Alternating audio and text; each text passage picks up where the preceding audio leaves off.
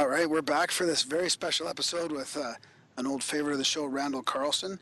And we've also got Cyrus here to help us out with this one. He's a friend of Grimerica. Oh, I'm losing my voice all of a sudden. Good timing. Good timing. So Randall's been here before. He's a rogue scholar. We talked about sacred geometry, catastrophism, geology. We're going to be getting into climate change. He's going to be on Joe Rogan again coming up on May 16th. That should be a really interesting show. And before we lose our chance to plug some of his stuff, go to Sacred Geo International. Put links in the show notes. They've got sales on the DVDs and their classes. And it's Cosmic Patterns and Cycles of Catastrophe. And there's 33% off with the coupon code Grimerica. Now, they're raising money for a podcast. They're going to be launching like a Gnosis series of nice little tidbits, 20, 30 minutes of Randall. You'll get like all the Randall you can handle soon enough, as soon as they raise enough money. So everybody head to the site, Sacred Geometry International, and help out these guys. So anyways, before too long there, Randall, it's good to have you back. Thanks for all your patience getting all set up here.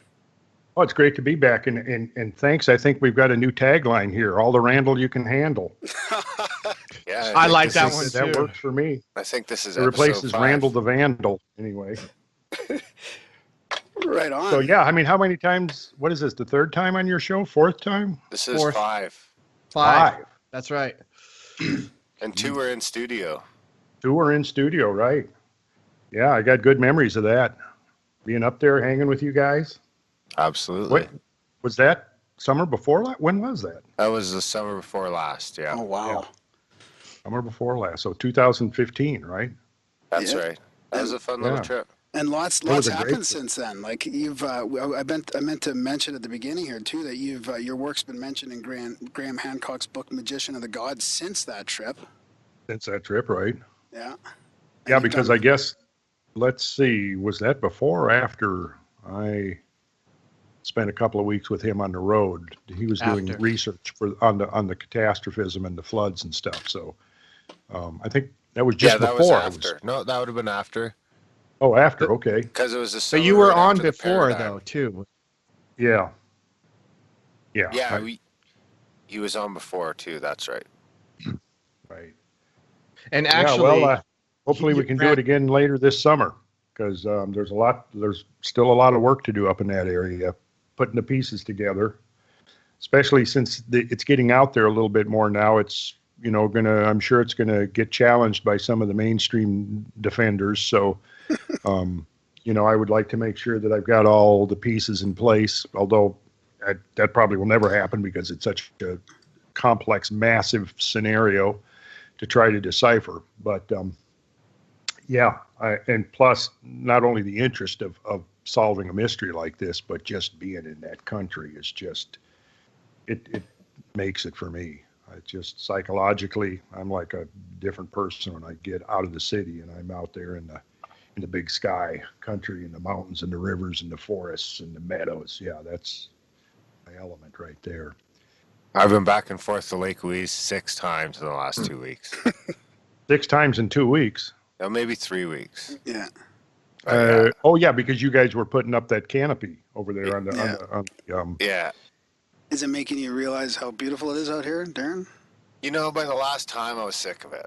Really? The last trip I was just like, oh my God, it's so far. But really the first, you can't really ask for a better commute. Yeah. The problem is the road, the speed limit between Banff and Lake Louise is 90 kilometers, and there's lots of cars. That's really painfully slow. That's slow, yeah. So we've been hearing a lot about this in the news lately. There's been those carvings that people were like, it was going all over the place, and it seemed to match exactly what you've been talking about. Well, yeah, and I haven't really had a chance to go through the whole analysis to see how credible it is. I mean, certainly I've seen the gist of it, and it certainly does support the scenario we've been working on. But, again, until I've gone through it myself, I don't know whether the connections are spurious or whether it really, is believable. I'm just going to have to go through it. I have the article. I've printed out that appeared in the Mediterranean Archaeology Journal, and again, like I said, I've not yet gone through it. I will.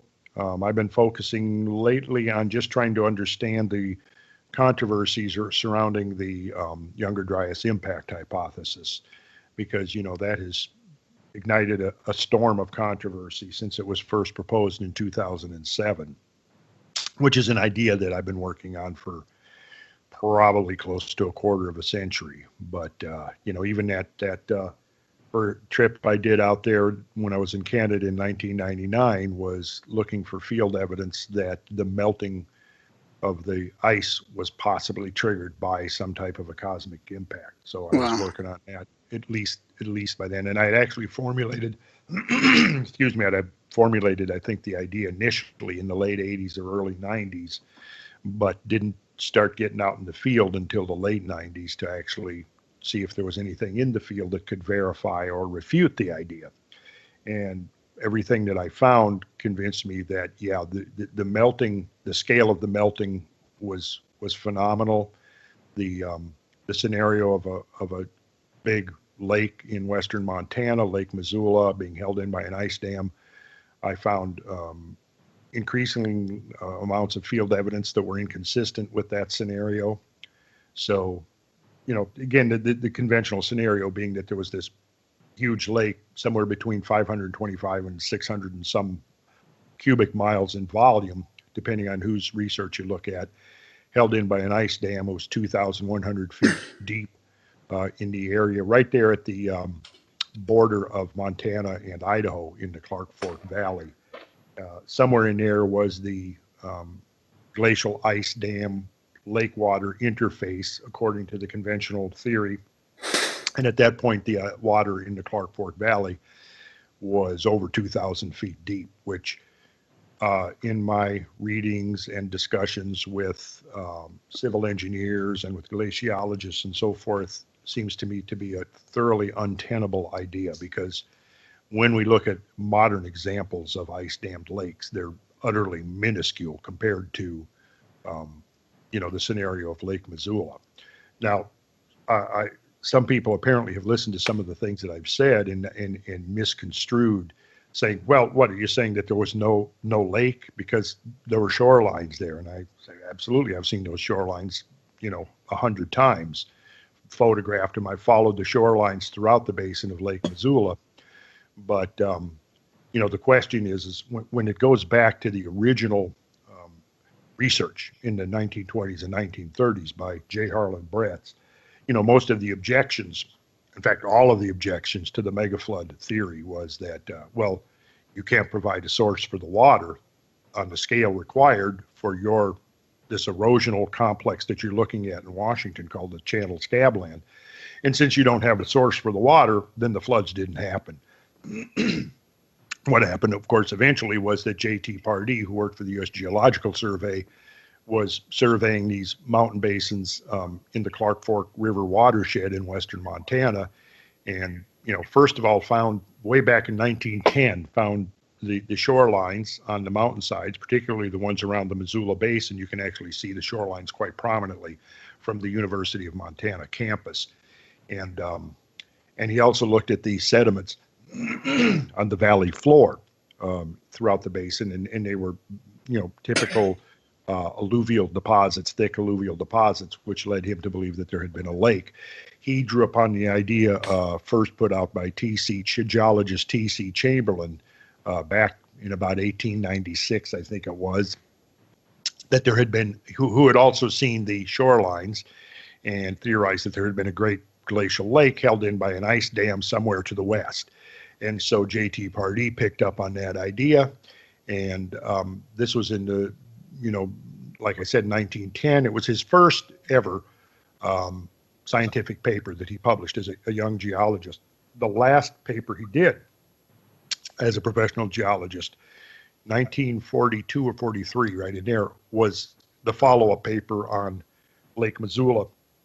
It was entitled Unusual Currents in Glacial Lake Missoula, which I find an interesting phrase to use, unusual currents, because what made them unusual was because in the interim between 1910 and the early 1940s, he had discovered the gigantic ripple fields that he didn't know about back in 1910.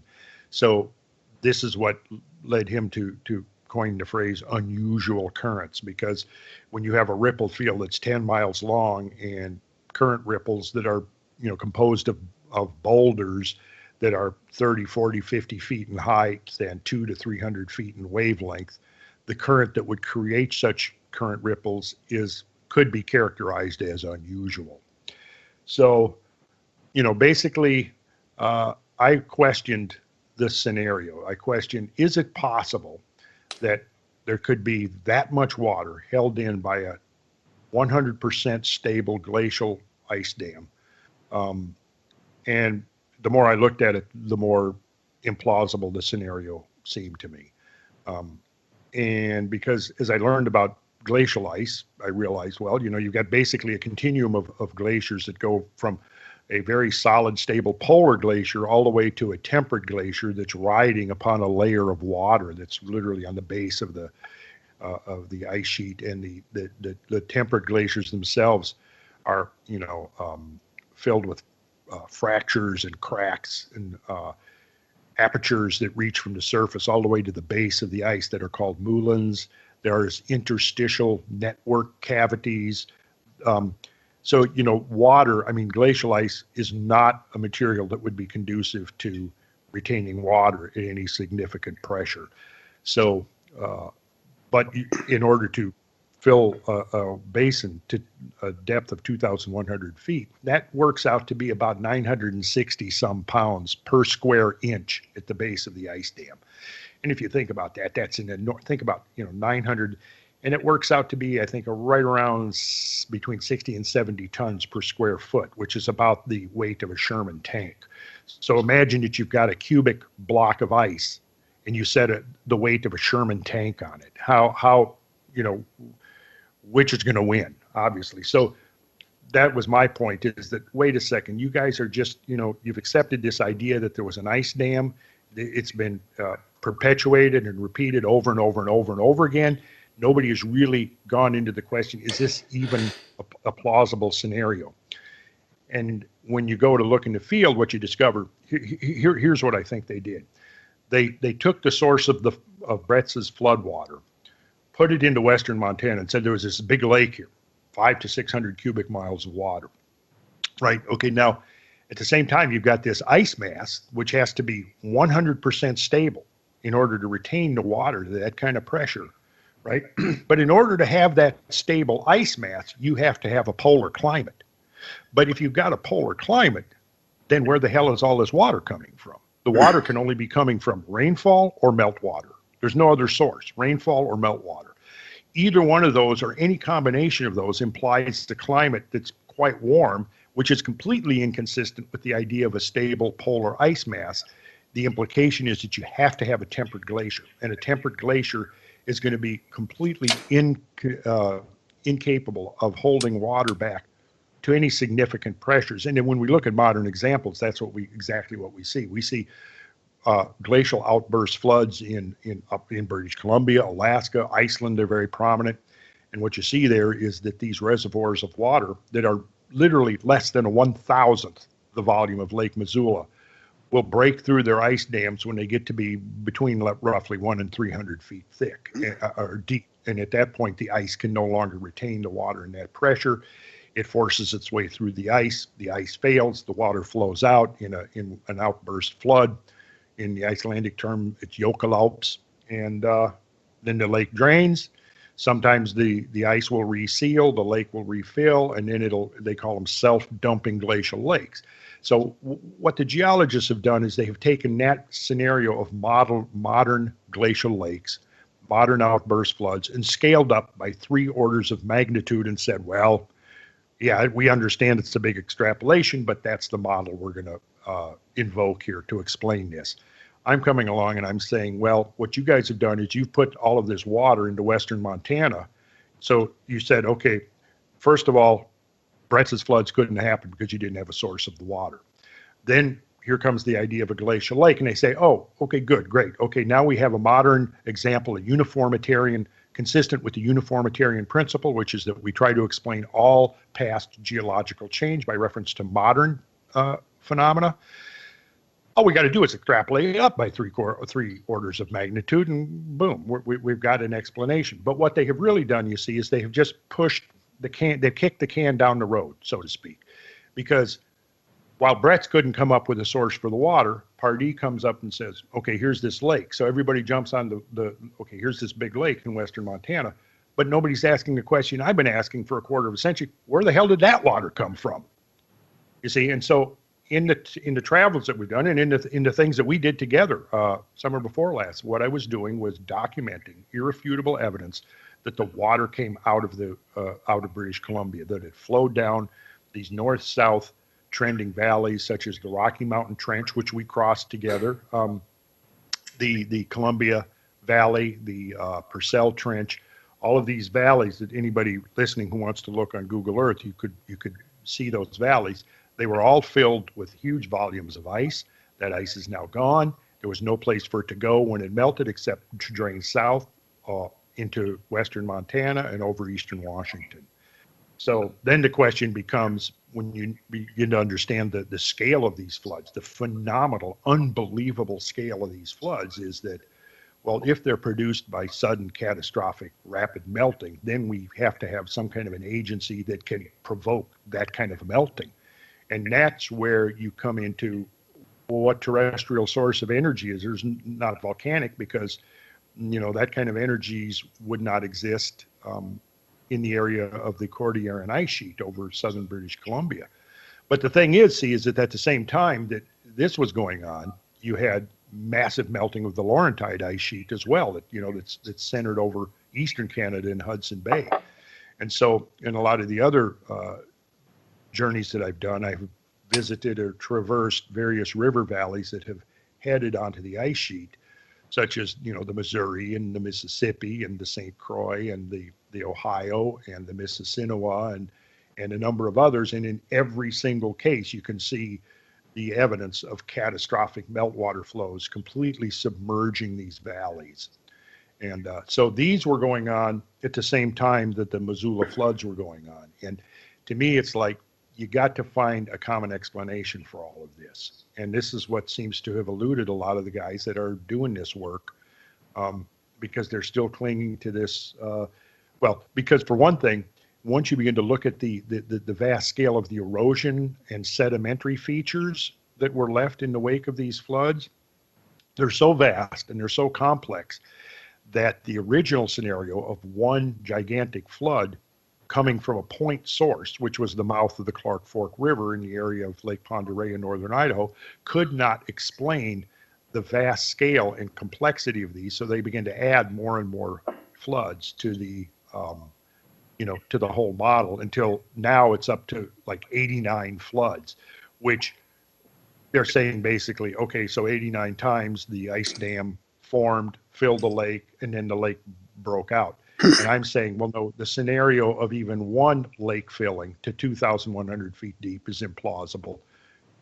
89 times is ridiculous. And they basically are doing that by looking at varves, backflood varves that are backwash varves that are found in some of the contiguous valleys like the Sandpoil River and the John Day River and others. And I've studied those and looked at those. And I think that basically we have to understand this melting is actually, there's two regimes. There is this catastrophic rapid meltdown, which created literal freshwater tsunamis gushing off the ice sheet. In the wake of that, there was substantial climate changes that brought the planet out of the ice age, which is part of the mystery we're still trying to figure out. But you basically have to get rid of a total of about 6 million cubic miles of ice mantling North America between 14,000 and about 8,000 or 9,000 years ago. And I think it was done basically in two scales of events. Once or twice, you had this massive instantaneous melting of huge volumes, maybe tens of thousands or even several 100,000 cubic miles of ice converted instantly into water. Then in the aftermath of that, you had a bunch of residual ice that melted away over the next couple of few thousand years. And I think that what's happened is the mainstream looking at this has not been able to, has not differentiated between these two flood regimes. That you have one where you might have literally, like in the Camas Prairie region of western Montana, that's where you've got this ripple train that's almost 10 miles long, and you've got these massive current ripples that are 30 to 50 feet in amplitude and 200 to 300 feet in wavelength. There, the water flow through Camas Prairie, and anybody listening to this that wants to go look on Google Earth, I'll pull up some images here in a minute. You'll be able to see this, what I'm talking about, this massive ripple field. Here's what you got to picture, and this is the thing that's virtually impossible to picture, but when you're standing there in the field, that's the best way to try to get some sense of what we're talking about here. But you would have a river. Picture this. You got a river that's moving 50 to 60 miles an hour. It's 10 to 11 miles wide and 1,400 feet deep. Now, there's nothing even remotely close to that happening on Earth today. Not even remotely close. So when we're talking about events like that, the uniformitarian principle only can go so far to explain that. Clearly that level of melting is something beyond anything in our modern experience. Yeah, regardless of what caused it, right? That image that you guys have on the screen, so for people that are watching on video or whatever, that looks like an image of what the ice was like back then, like say 14,000 years ago over North America and Europe. Yeah. So just and look Europe, at like no matter what caused that twice, like melting it in two stages, that puts everything into perspective for sure as far as climate change nowadays compared to climate change back then. Look at how most of North America is covered, and most of Europe. Where does that go down in Europe to to France? Well, it covers all of Scandinavia, and it reaches down into what is now the British Isles, which of course at that time was not the British Isles because the North Sea didn't exist. Because with that much ice accumulated on the land surface, it dropped ocean levels worldwide about 400 feet. 400 and this feet. Is why there was this is why North America and Asia were a continuous landmass during this time. We can click to the next, I'll go to the next image here, and you can see there, you look up there, you'll see Alaska, and you'll see that the land bridge is actually more massive than the state of Alaska. It's not some narrow little strip of land. It's a massive, huge swath of land that is now underwater. And that was also highly densely populated with megafauna. There was a lot of woolly mammoths and Columbian mammoths and Mammothus imperator, these great, proboscideans that lived during the end of the Ice Age, which of course now they're completely extinct. So yeah, when you realize that there was that much ice, and then at this point there is no agreed upon explanation for what happened to that ice, how the world could so quickly transition from the ice full glacial age into the interglacial age that we're in now. And when you go back in Earth history and you realize that this has happened multiple times throughout the entire Pleistocene, which is a little over 2.5 million years in length, you got to go, well, wait a second. If we don't understand climate changes of that magnitude and that severity that have happened regularly in Earth history, how can we possibly say that the debate on climate change is now settled? Exactly. Simple question. That's the question I ask, and I never get an answer to it. Usually what it is usual response is to ignore me, run out of the room, or call me a name, come up with some insults. You're just a climate change denier. You're a Trump-supporting climate change denier. Well, they're intellectually impotent. They can't keep up, so they start yelling and they start name-calling it, and then they overtalk you.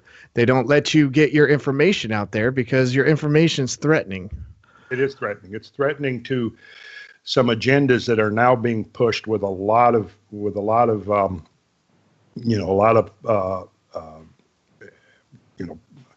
people trying to get this idea out there that now the sole cause of climate change is human activity. And like Bill Nye the Science Guy and his butt stuff song that he's got out now.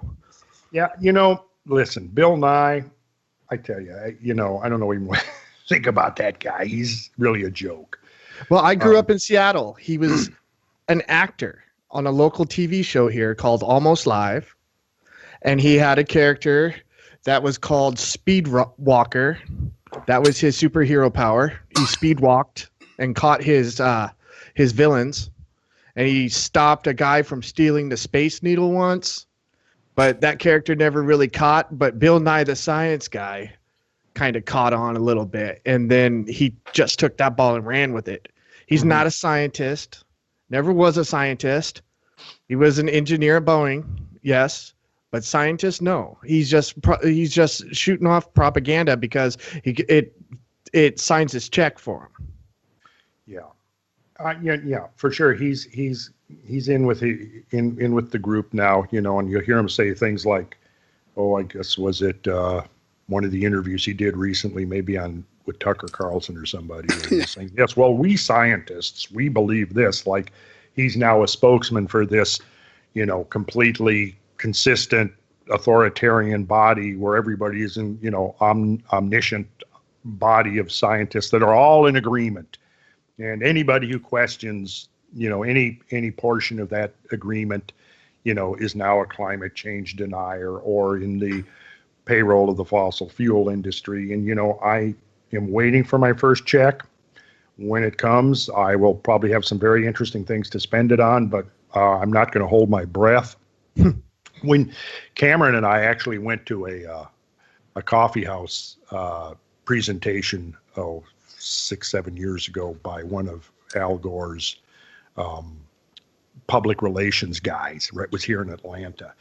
And it was so funny because, we're sitting in the audience and Cameron, then when it kind of came to the questions and comments, Cameron raises his hand and he says, "Well, now, do you understand that, Al Gore's company, Generation Investment Management, stands to make a lot of money if cap and trade is put in place?" And immediately somebody who's sitting right up there next to the speaker, obviously fawning over this, speaker that worked for Al Gore, immediately turns and says to the whole crowd, "Well, we obviously have a ringer in the audience."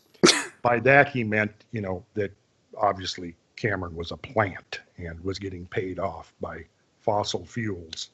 Yeah, that was the fellow who runs this desmog blog.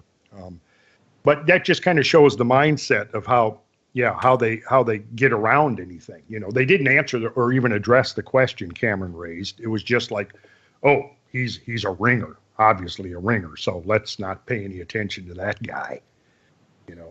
And I thought I found that so amusing. And I'm thinking, Cameron is a ringer? Okay. Yeah, well, you never told me, Cameron, that you were on the payroll of the fossil fuel industry. But I'm afraid that's just all too typical. And so the whole strategy is to shut down debate because, there is many, many questions, unresolved questions about climate change. And, I've been for years advocating the idea that, the climate changes profoundly over and over again. That's why I find it so ridiculous that somebody calls me a climate change denier. Because I've been, I got interested in climate change literally about 1975.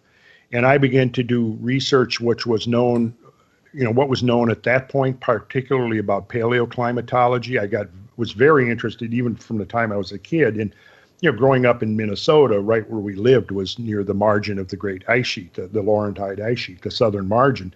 So the geomorphic effects of the glacier age was everywhere about where I grew up as a kid. And so I got really fascinated by that whole phenomena very young. And by the time I was in my mid-20s, it almost became an obsession. So I began going through the literature. In my archives, I've got probably somewhere between 3,000 and 4,000 articles on various aspects of climate change that I have and read the lion's share of them. That's why I find it quite amusing when somebody says, "Well, what do the real scientists think?" Well, which scientists do you want to talk about here? Exactly. So what are some of your big questions? What are some of your big questions you have for them then?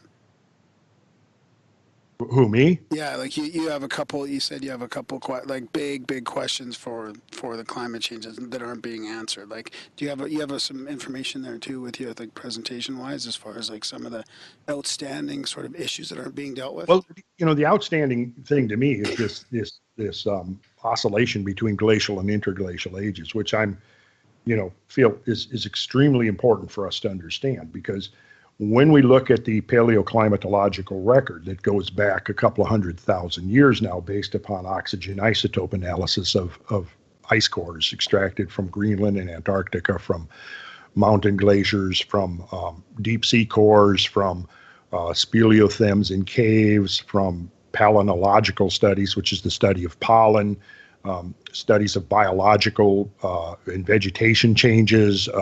All of these things put together suggest that there are basically two regimes of change that this planet, that describes the totality of change on planet Earth. And one is the kind of degree of change that we've seen in the last 7,000 to 10,000 years in the post-Ice Age era, which is called the Holocene. And then that's punctuated on a fairly regular basis by change that is orders of magnitude greater than the background pace of what we would consider normal change. And it's that, those discontinuities, those points of discontinuity, those event nodes, if you will, that have intrigued me for so long. Like, what is it that suddenly kicks the planet into a whole new mode? Because when you begin to understand how dramatically different the planet was during the late Wisconsin period, from 14,000 years ago down to about 25 or 30,000 years ago, and you begin to understand how vastly different the planet was and how quickly it changed from that to what it is now. Yeah. You go, okay, well, there's something going on here, and we haven't identified it yet, and it seems to happen repeatedly throughout the history of the planet. And when we begin to reconstruct the paleoclimatological record, and we look at these periods of interglacial warmth, such as we have enjoyed for the last 10,000 years, what soon becomes apparent is that, that periods of interglacial warmth, as long as the one we're in now, are the exception to the rule. Yeah. Most of them are 5,000, 6,000, 7,000 years, and then there's a major climate spasm. So, to me, it's like, okay, well, do we just go merrily along, assuming that, this is the way it's going to always be? Or are there times, when things shift quite rapidly? And it seems that there is. So then the question is given that, the period of the Holocene that we're in now is basically a duration longer than virtually any other period of interglacial warmth we've seen, then it seems to me the prudent thing is to ask, well, why? What is this mechanism? And until we understand what the mechanism is, we're not going to be able to predict. And so, see, the thing is I'm not against us learning about the effects of human beings on climate, not by a long shot. And somehow people think that, they get that impression. On the other hand, what I'm trying to do is to say, well, yeah, humans are one variable in a very complicated equation. Carbon dioxide is one variable in a very complicated equation, but it's not the thing driving climate. And if we come back here and we start looking at some of the graphs that I have, you'll be able to see some of the things that I'm talking about here. Isn't it true, though, a lot of these models that are going for the climate change people who are promoting the fact that mankind's killing the planet, they're going off the fact that we've only been keeping track of the temperature for less than 200 years, right? Yeah, the instrumental temperature. Yeah, and even there, you go back to the 19th century and our access to temperature data was very sparse, because and it's very difficult to go back to like 19th and early 20th century temperature data and extrapolate to the planet as a whole. Really, the temperature data we've got that we can rely on, it gives us the planet as a whole is basically since the late 70s and the 80s when we started getting satellite data in. I remember that being a big point to me when the first time I heard you start talking about it. I never thought about that and never really, I guess I never even knew when we started keeping track of the temperature, Mm-hmm. but you could study back thousands and thousands of years in the Greenland ice cores, and they're telling us that this ball that we live on is constantly changing. It flows up, it goes down. In the 70s, like when you said you started getting really into this stuff, didn't they think we were going into another ice age?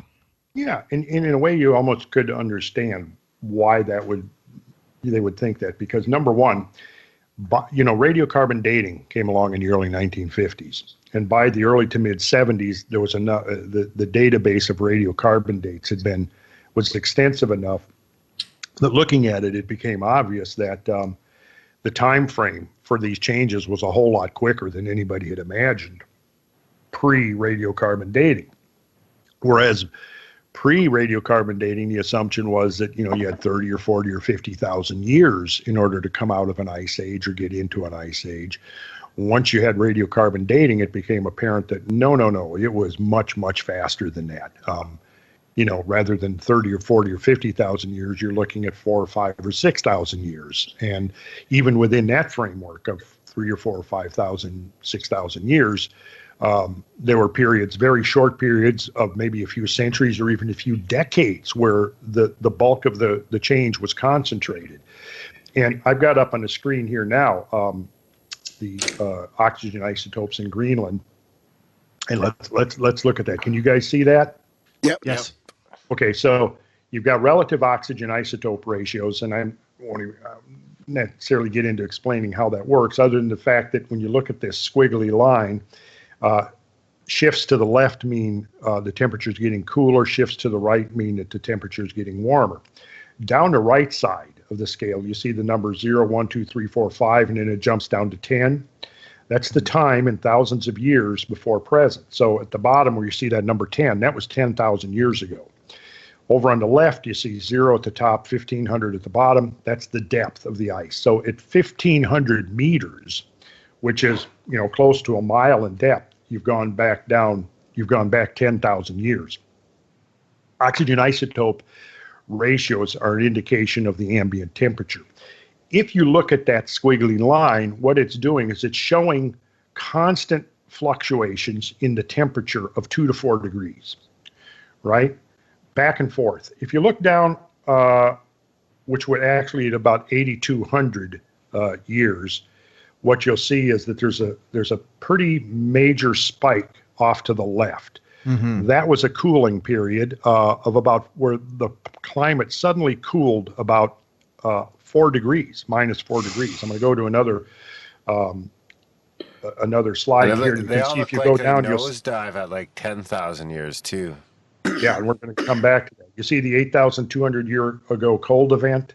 I've got an arrow pointing right to that little squiggle that comes off to the left. That's about a 4 degree. Then if you go down just below that, along that vertical yellow bar, you see that's the climatic optimum, first phase. The vertical line represents the modern day temperature.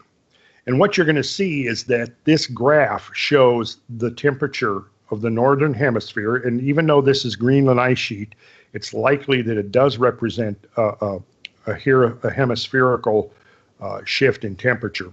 You're going to see that the climate is oscillating back and forth around that line.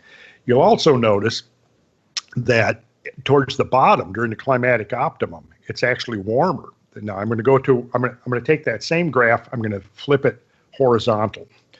And let's see. Okay, so here I've done a green line, which is, here's the green line, which is roughly modern day temperature.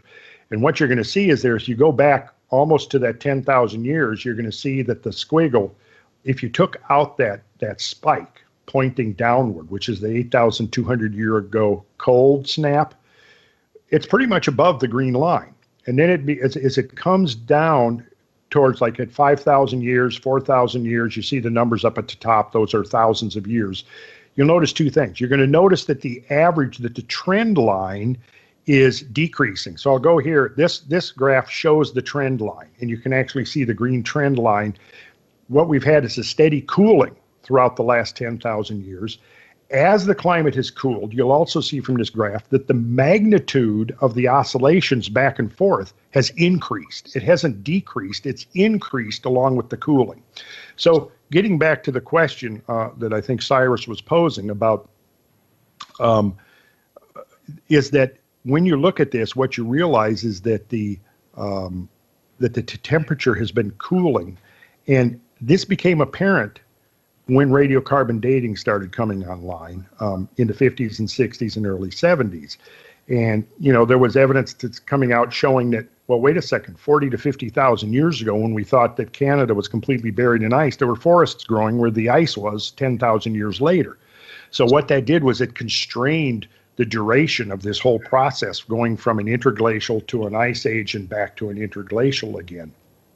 And so at the same time that they realized that, there was what's called the little 20th century, mid-20th century cooling. Now, when we come into the 20th century, we're coming out of the little ice age. We'll go to that in a minute here, and we'll talk about that little ice age, because the baseline for the measuring modern temperature change is one of the coldest periods throughout the entire Holocene. But so what happened is you had the little cooling that lasted from the 50s and 60s and the 70s. And maybe it cooled as much as a half a degree after the initial warming of the early 20th century. You know that the warmest decade of the whole 20th century was the 1930s, not the 1990s. That's when we had the Dust Bowl? Yes, when we had the Dust Bowl. That was the warmest decade of the 20th century. We had Dr. Don Easterbrook on, and he actually maintains that his original graphs from the 60s and 70s still show the 30s as being hotter than even anything to date. But he says that they have been manipulated, and they're not showing the real information anymore. Yes, and Don Easterbrook is completely correct on that. We'll link to that episode in the show notes if people want to go back and brush up on that one. Yes, and Don Easterbrook is a very distinguished scientist who knows what he's talking about. And if you are listening to the audio, you got to see these graphs. So as soon as you can, watch this on YouTube. Yeah, for sure. Yeah, like most of Randall's stuff. Yeah, they really tell the story here. Yeah, you can see there's a heating trend around 2,000 years ago. There's that spike on the right as well. Mm-hmm. I wonder if they were complaining about fossil fuels then. Yeah, well, when did they start driving SUVs? It was somewhere, 5,000 to 6,000 years ago? Yeah, I think Jesus had one. Yeah. Noah had one. Yeah, that's right. Okay, so the thing to understand here, to sum it up, is that you had the mid 20th century cooling between the 50s and the 70s happening at the same time they realized that interglacial periods were really short-lived. So it was natural to speculate, well, let's see. We've already exceeded what appears to have been the length of all of the earlier interglacial periods, and the climate is cooling. What does that mean? Of course, here's the big difference. When the 80s came along, then we started warming again. Now, whether that warming is totally natural, totally human, or some combination of both, nobody can say for sure, because nobody knows. Even the scientists of the IPCC, if you get them in a corner, they will say, well, we don't know what percentage of the warming since the 80s up to roughly 18 years ago, when the climate more or less began to stabilize, because it hasn't really gotten much warmer in the last 18 years. They will not be able to tell you, well, let's see, it's 45% natural and 55% anthropogenic. They don't know, and they can't say, I do think that there is a human contribution, which was probably the result of increasing the carbon dioxide concentrations from, 280 at the end of the last ice age parts per million down to about 350. But the thing you got to understand about carbon dioxide is that for plant life, no? Yeah, yes. When you get down to a couple of hundred parts per million, you're talking about photosynthesis shutting down.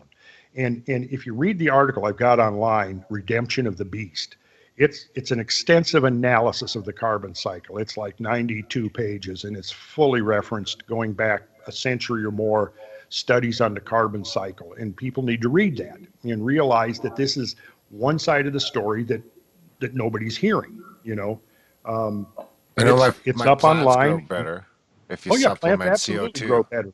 Yes. Well, my dad, I grew up in one of those houses where my dad liked to grow plants inside with these really big bright lights.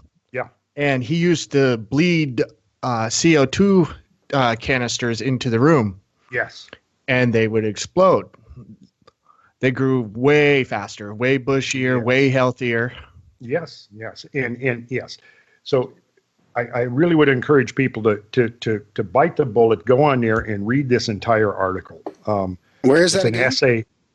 It's called Redemption of the Beast. And the beast is just a metaphor for carbon dioxide that I use because, carbon is 6 protons, 6 neutrons, and 6 electrons. So it's kind of cool to think, here's a metaphor, the beast. Almost like it's for a reason. Yeah. Okay. So, anyways, let's go on and look at this graph because this graph really shows us some pretty dramatic things here. So now what we've seen is basically temperature changes over the last 10,000 years. And when we look at the vertical version of the graph, as you said, I think, Darren, you see it kind of sweeping over to the left as you get right to the bottom. Because what we're seeing there is the temperature coming out of the ice age, right?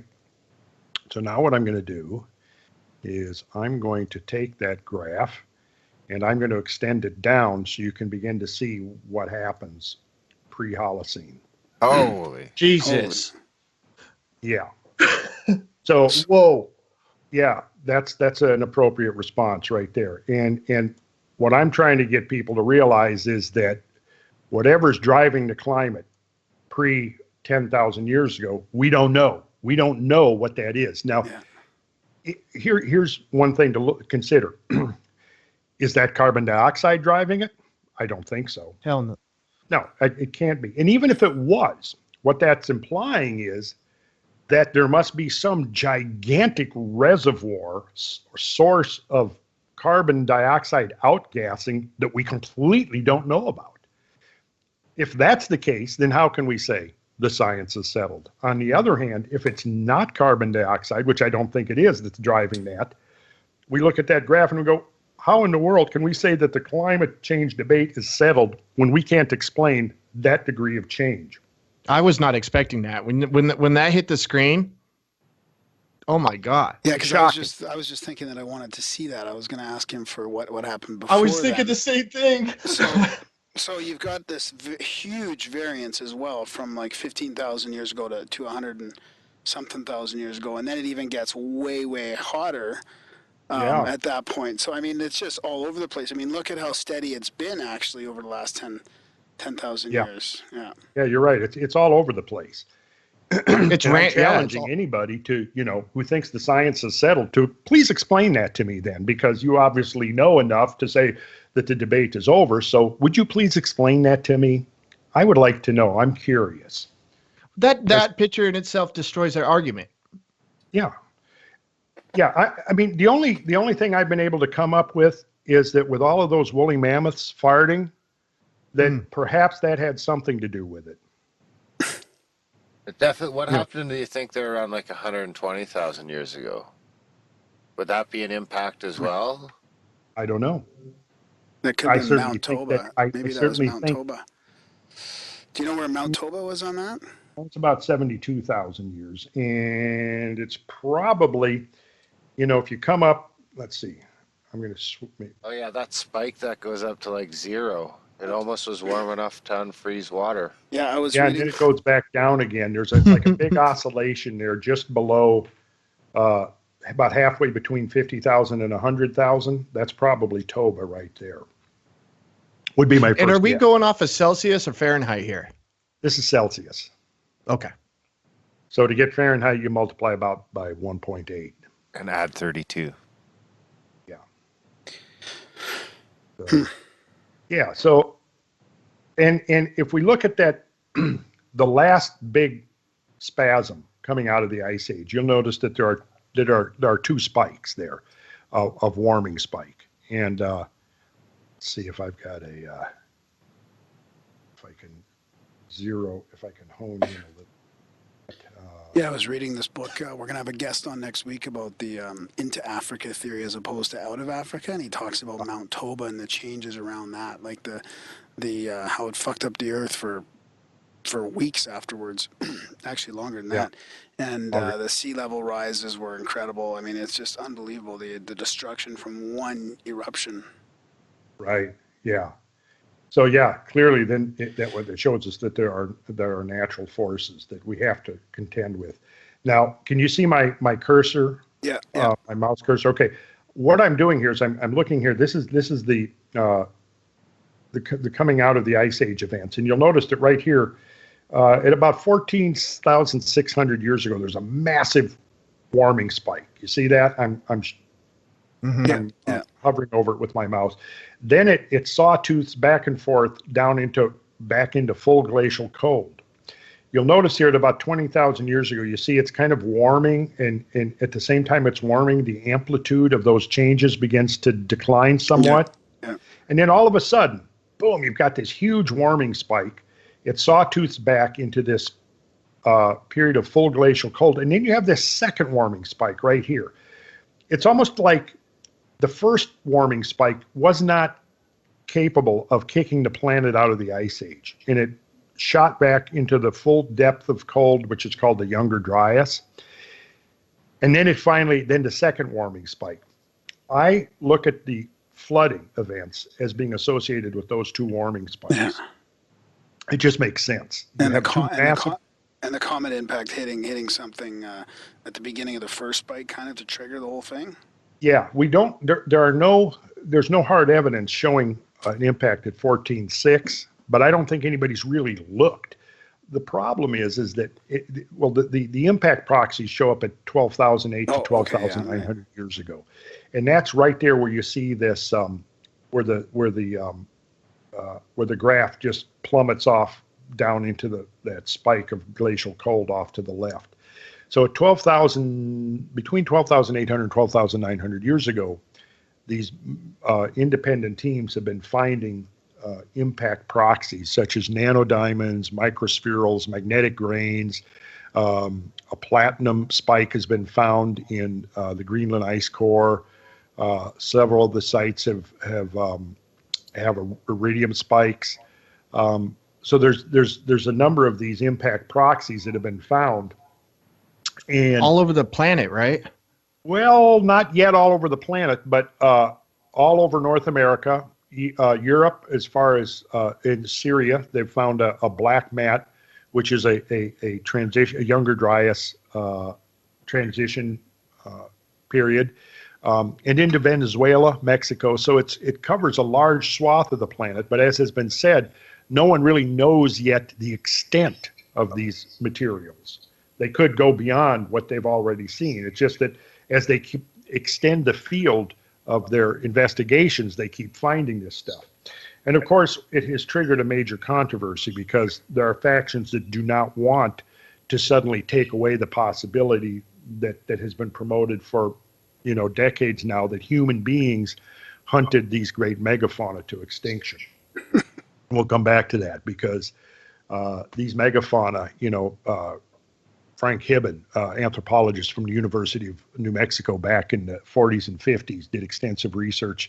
He was one of the early catastrophists who looked at the extinction level event at the end of the Pleistocene and concluded that it was a major catastrophic episode that happened. And his eyewitness testimony is quite compelling. What he did was he followed these gold miners who were using these high-pressure hydraulic hoses to blast away the permafrost muck up in Alaska, looking for gold veins. And what he was interested in was not so much the gold. He was interested in what kind of fossilized remains that was being uncovered as they blasted away the permafrost. And his eyewitness testimony is quite compelling.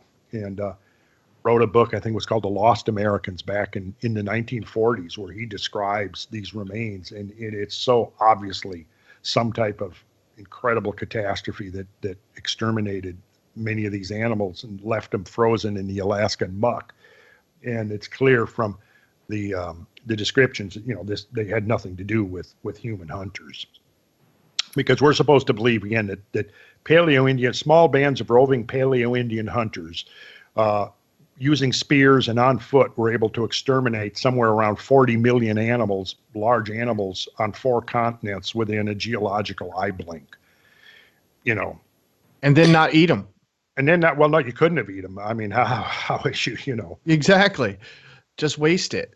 Well, it's pretty clear with that spike that on your graph, it correlates to that extinction, right? I mean, how could you not investigate that? Right. The extinction happens between, if you look between warming spike, the lower warming spike and the upper warming spike, the entire extinction episodes happens in between those two warming spikes. So like, so now, there's this faction, like I said, that wants to completely discredit the idea that there could have been something outside Earth that could have been the trigger, right? Because, and here's the reason, is because we're now seeing a revival of this, what is called the human overkill hypothesis, which, and the reason for that is because there are factions now that are really promoting this idea that we're in the midst of the 6th great mass extinction in the history of the Earth, which we have certainly caused extinction of some species. Absolutely. I'm not arguing with that. But what I'm saying is that to say that we are now in a period of mass extinction equivalent to the late Ordovician or the late Devonian or the Triassic or the Permian Triassic or the Cretaceous Tertiary is just silly. It's nonsense, because when you begin looking at the circumstances associated with the 5 great mass extinctions in Earth history, if you take the middle of that spectrum, which is the KT boundary where the dinosaurs became extinct, you had, try to imagine what a 6-mile asteroid the size of Mount Everest slamming into the Earth at 10 to 20 times the speed of a rifle bullet, basically is lofting enough debris into the atmosphere to bring a shroud of darkness around the planet that would last for years, triggering global wildfires, the collapse of probably every fault line on Earth, the triggering of massive volcanic eruptions and outflowing of basaltic lava, and the extrusion of massive amounts of acidic pollution into the atmosphere, and then that followed by the onset of glacial cold in the dark. It's like, wait a second. The last time I looked outside, things were pretty nice. We weren't in the midst of a period of global wildfires, firestorms. We weren't experiencing a cosmic winter or months of endless darkness. So, to me, you just, wait a minute, you're comparing and saying now is comparable to what happened during the Cretaceous Tertiary transition. I just, you don't further the cause by exaggerating so much, And again, obviously we have to learn how to live in harmony with this planet. Obviously we do. But we also have to understand that this planet has been able to take care of itself for millions of years, and even a small asteroid impact, which the planet has suffered countless thousands of times, is going to completely dwarf anything that humans have yet done. If you look at imagine, if you will, nuclear war using, if we had an all-out nuclear war back in the late 60s and early 70s, when the nuclear arsenals of the superpowers were at their peak megatonnage, we're looking at about 12,000 megatons, right? And that would be, if we were to unleash those nuclear weapons, that would be a catastrophe of unprecedented proportions within history. It would clearly bring civilization to an end. Well, even one small asteroid is going to be thousands of times more powerful than every nuclear weapon in the arsenal detonated all at once. And the Earth has repeatedly suffered those kinds of impacts throughout its history. So, we have to have a context. When we start talking about change and what humans are doing to the planet, we have to have a perspective. And the perspective is this planet has managed to survive things that are a lot more severe than anything we have yet done. It's estimated that the KT impact might have released energies in the scale of 100 million megatons. I mean, 100 million megatons, for crying out loud. Do you have any idea what that means and what that would do to the environment and the planet? It's almost impossible to visualize. But basically, what you're talking about is more than 1,000 times greater than the entire nuclear arsenal of the superpowers blown up all at once. So, again, we got to put this stuff in perspective and realize that the planet has amazing recuperative capabilities. There's just no other conclusion, because we now know that catastrophes on this scale have happened repeatedly in the history of the Earth. And my point is that what the fragile variable in this whole equation is human civilization. It would not take, if we go back and just look at that spike from 8,200 years ago, a spike like that of cooling would end civilization as we know it. And we don't know what drove that. Right. What's likely is that it was probably the final draining of Lake Agassiz into the North Atlantic that triggered that. But once again, it was a completely natural phenomenon. It was part of this process of deglaciation. So it's hard to believe that there was human beings surviving through that, past 10,000 years. When you look at that, that is just, it's almost impossible to believe that we even survived it. How old is the oldest skeleton that we know of? Oldest modern skeletons, have been dated between 150 and 180,000 years old. And they lived through that. Yeah. So, yes. And here's the thing. It would be very difficult to establish any kind of a civilization when the planetary environment is doing this.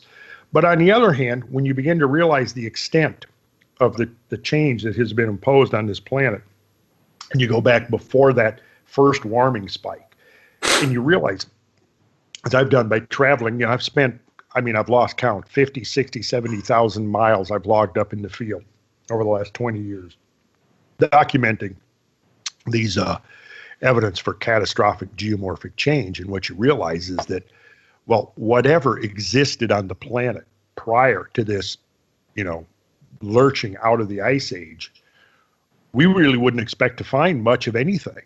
When you're standing on a landscape and you're realizing, okay, in front of me is a chasm 10,000 or 1,000 feet deep, and this amount of bedrock was probably removed in a matter of 2 or 3 weeks. Or you're standing somewhere and you're realizing where I'm standing now, before this melting, was 500 or 1,000 feet below the surface of the ground. How can we say what was up on the surface of the ground before these events happened? We just don't know. And clearly, it brings up really interesting questions to me about the nature of human beings that were living during these times. Yeah, when was Göbekli Tepe covered up? Can you point that out on that graph at all? That would have been right about there. The same time. I mean, the dating of the plaster on the walls is right at 11,600 years, and that's basically right there where that second warming spike is. Yeah. Right there. Now, from what I've understand from discussions with Graham and in his book, is that there may be much older portions of the structure that have not been excavated or dated yet. So I'm just waiting to see what. Oh, there's a lot they haven't even gotten to yet. They're trying to take their time, right? Do it correctly. Yeah, I think so. So that'll be interesting to see if it does get much older than that. And if you blew up, if you sort of zoomed in a little bit to more recent times, like the last 1,000 years, or the Dark Ages and the medieval warming period, I mean, there's even some pretty recent changes that would make us sweat a little bit. Yeah, and if you look there, I've just scrolled up a bit. If you look at where it's 1,000 years ago, come over to the left and then go down a little bit, what you're going to see is that there's that would be what's called the medieval warm period. You can see that the spikes are kind of on the right side of the green line, and then you see that they shift and they're almost predominantly below. I mean, on the left of the green line. Oh, yeah. That was the first phase of the Little Ice Age. Then it got a little bit warm. There was a warming in the middle of the Little Ice Age, and then it kind of got cool again. And then right up at the end, you can see the 20th century warming. I think what I'll do is, since you brought up the question of the Little Ice Age, I am going to go to some interesting stuff here. Let's see if I can, this where you can actually see it. Yeah, let's do this. See, that's the problem when they only talk about 180 years. I mean, all you have to do is go back a few hundred, and you're noticing huge shifts. So huge shifts, yeah, exactly. You know, there's a lot of paintings and etchings and wood carvings and stuff that were done during the Little Ice Age that show, you know, the Thames River being frozen. They were having ice fairs on the Thames River that they can't have now because of the cold of the Little Ice Age. Showing here the frozen canals of Holland. I'm going to go to the next slide, and what you're going to see is the Mur de Glace or Glacier in the Alps. And notice this you'll see down here on the right where my mouse is hovering. There's a cabin, a building. There's some people looking, and you'll see that the ice is filling this valley, almost reaching up to where this cabin or little house had been built. Okay, so now we'll go to the next one, and here's two images. One that was taken in the 1960s, and then the painting that goes back to the early 1800s, late 1700s. And what you're going to see is how much the ice had actually receded. You can, if you look at the arrows on the left image, they correspond with the arrows on the right image. And you can see, look at the upper arrow, and you can actually see a change in the coloration of the rock. Yeah. Right where my mouse is. Okay, well, that was the depth of the ice during the Little Ice Age. So it completely filled this valley. That's hundreds of feet deep right there. And then it's been receding since, from between like 1820 and 1850, the glaciers worldwide began receding after the depth of cold during the Little Ice Age. Go to the next one here, and let's see what we've got. Okay, here's Svalbard, Little Ice Age moraines. Now here you see this aerial shot, I think, was taken in the 70s. Now notice here, this is the moraine, which is the material, the terminal moraine that was deposited in front of the ice at its Little Ice Age maximum. And you can see very clearly here how much the ice has receded from where it was like during the 17 and early 1800s. It's pretty well confirmed that during the Little Ice Age, this was probably some of the coldest centuries of the last 10,000 years. The glaciers worldwide grew to some of the greatest extent that they've been since the end of the Little Ice Age.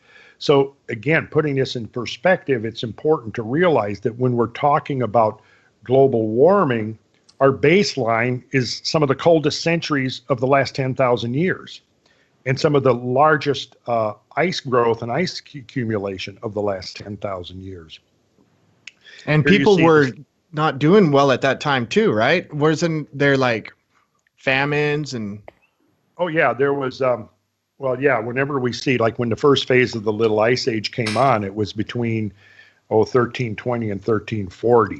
And what you had was a series of agricultural collapses, which brought on famine, which weakened people, weakened their immune systems. And then in 1342, you had the onset of the Justinian plague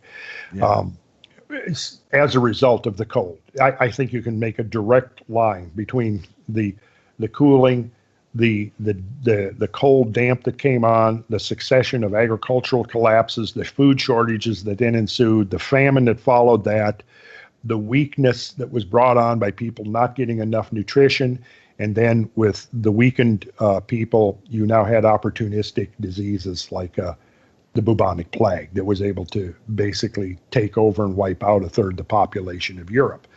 And it took a good century and a half or 2 centuries basically to recover from that. And the Little Ice Age was broken in the middle by a period of a return to warmth, and then the second phase came on again. Luckily, we had progressed enough during that warm interval that we weren't as dramatically affected. But, you know, the potato famine in Ireland that killed so many people and triggered a massive emigration out of Ireland was clearly a consequence of the cooling of the Little Ice Age. If we go to the next slide here, you can see the village here, and you can see how massive the Mer de Glace is coming out of the mountain valleys there, swallowing up the trees, you see. And this was would have been around, I think, the early 1800s, when this was maybe late 1700s. Here's the Grindelwald Glacier, about 1775 to 1780. You can see coming down here out of the mountains, about to overrun this church. It is in the process of overrunning a village. And then in the next slide, which is 1966, it's the same valley.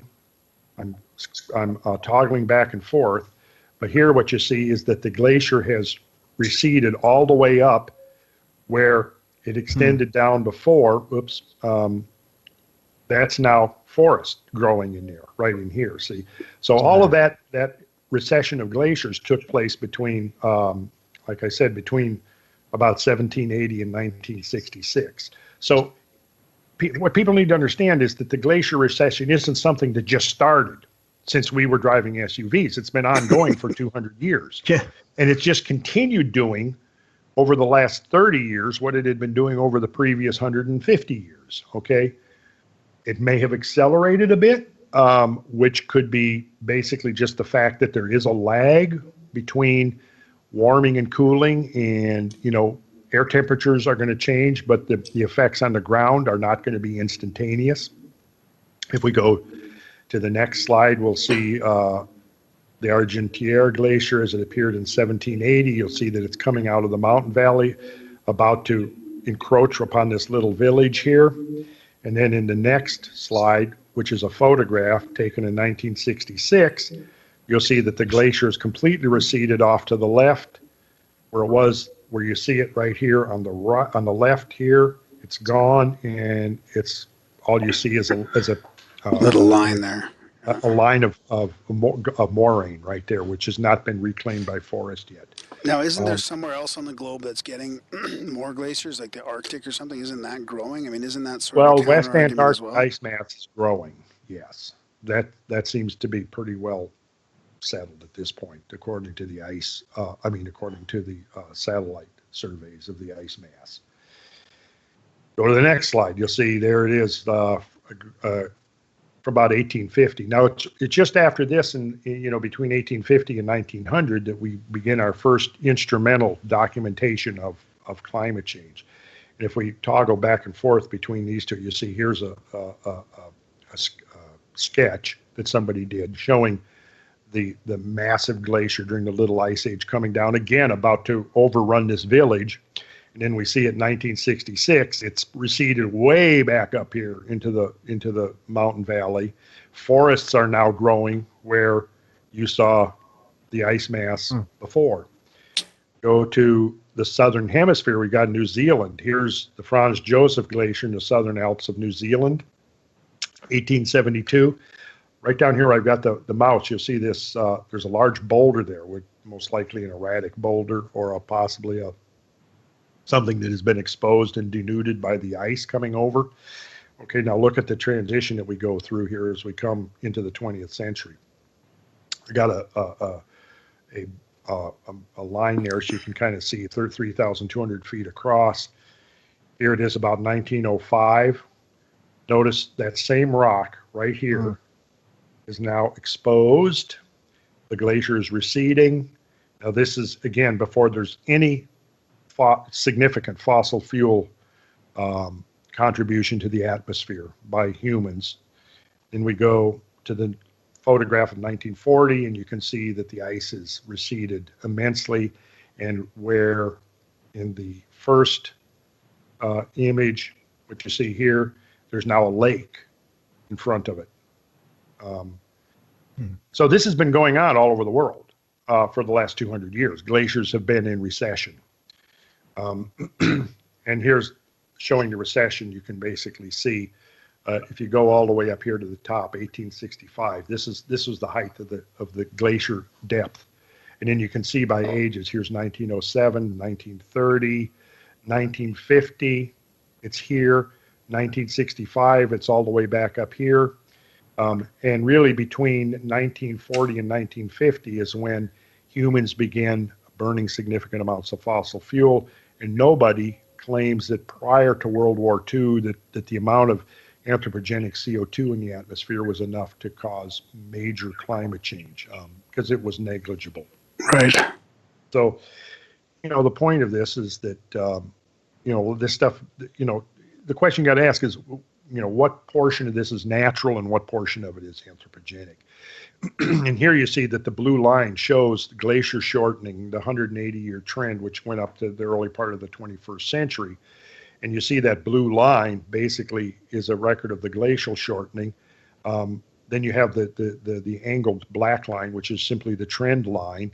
And what you see is that the trend line has held quite steady since, around 1820. So when we get to that vertical dashed line represents, okay, that now is the point at which humans are increasing the amount of CO2 in the atmosphere to an extent that it could possibly affect the temperature. But what you see is that the glacier recession is continuing doing basically what it had been doing for the previous century. So, except what for I'm the trying end to there, what was on the end there? Which end up here? Yeah. It almost seems like it's because the opposite. Here, this represents that cooling period that I was talking about. That shifted again in the end, because during that cooling period, between 1945 roughly and 1970, glaciers actually started growing again. It almost looks like it's the opposite in that access to these things like coal, oil, and gas are dependent on the temperature rising. Like, it looks like that spike is following the warming instead of vice versa. Mm-hmm. It does. We'll go to the next graph. This is from Climate Variation, a simple geological perspective that was published in 2007 in Geology Today. And if we look at this graph, which goes back to the late Cretaceous, to about 70 million years ago, and here's departure from present day temperature. And as we go back to the late Cretaceous, what you're going to see is plus 10 degrees centigrade. So the global average climate, based upon proxy measurements, was up to 10 degrees warmer than now. That dashed line represents right now, right? Okay, so now notice that it falls. There used to be the beginning of the Cenozoic era. It rises again, then it falls, and it rises. Start of Ice Age conditions during the Eocene. Then it makes this long, steady decline. You see glaciers begin to develop in Antarctica. It comes down to the early Miocene, and then there's a spike of warmth again during the mid to late Miocene, and then it begins to drop precipitously off. And then it begins to decline right down to what they're showing is about 1.6 million years ago. And then, boom, it drops down into this period called the Pleistocene, which is this right here, and the Quaternary Ice Ages. So, when you say, what's the normal temperature for the Earth? Well, then you got to then say, well, what time scale are you talking about? Because when you look at this going back 70 million years, then clearly the glacial cold that we've been in for the last 1.5 million years is the unusual temperature compared to all the rest of the time. That's basically since the dinosaurs, right?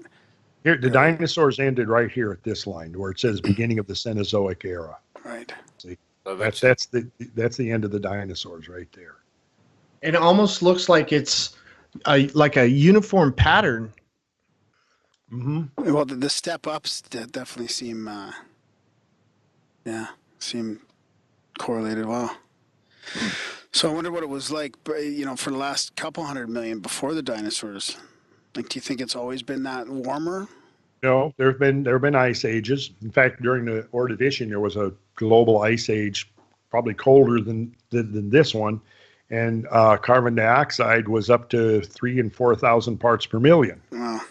Which right there suggests, well, wait a second, if carbon dioxide is the sole driver of climate, then how do you explain that? Yeah. How do you explain that we were in an ice age in the Ordovician? This is an interesting graph because here you can kind of see there is a regular sort of oscillation. This is from way back in 1973 from Cesare Emiliani, Quaternary paleo temperatures and the duration of high temperature intervals. And it basically charts going back to 400,000 years ago down to the present. And you can see that for the last 400,000 years, the planet has been going into these troughs represent full glacial cold, and the peaks represent interglacial warmth.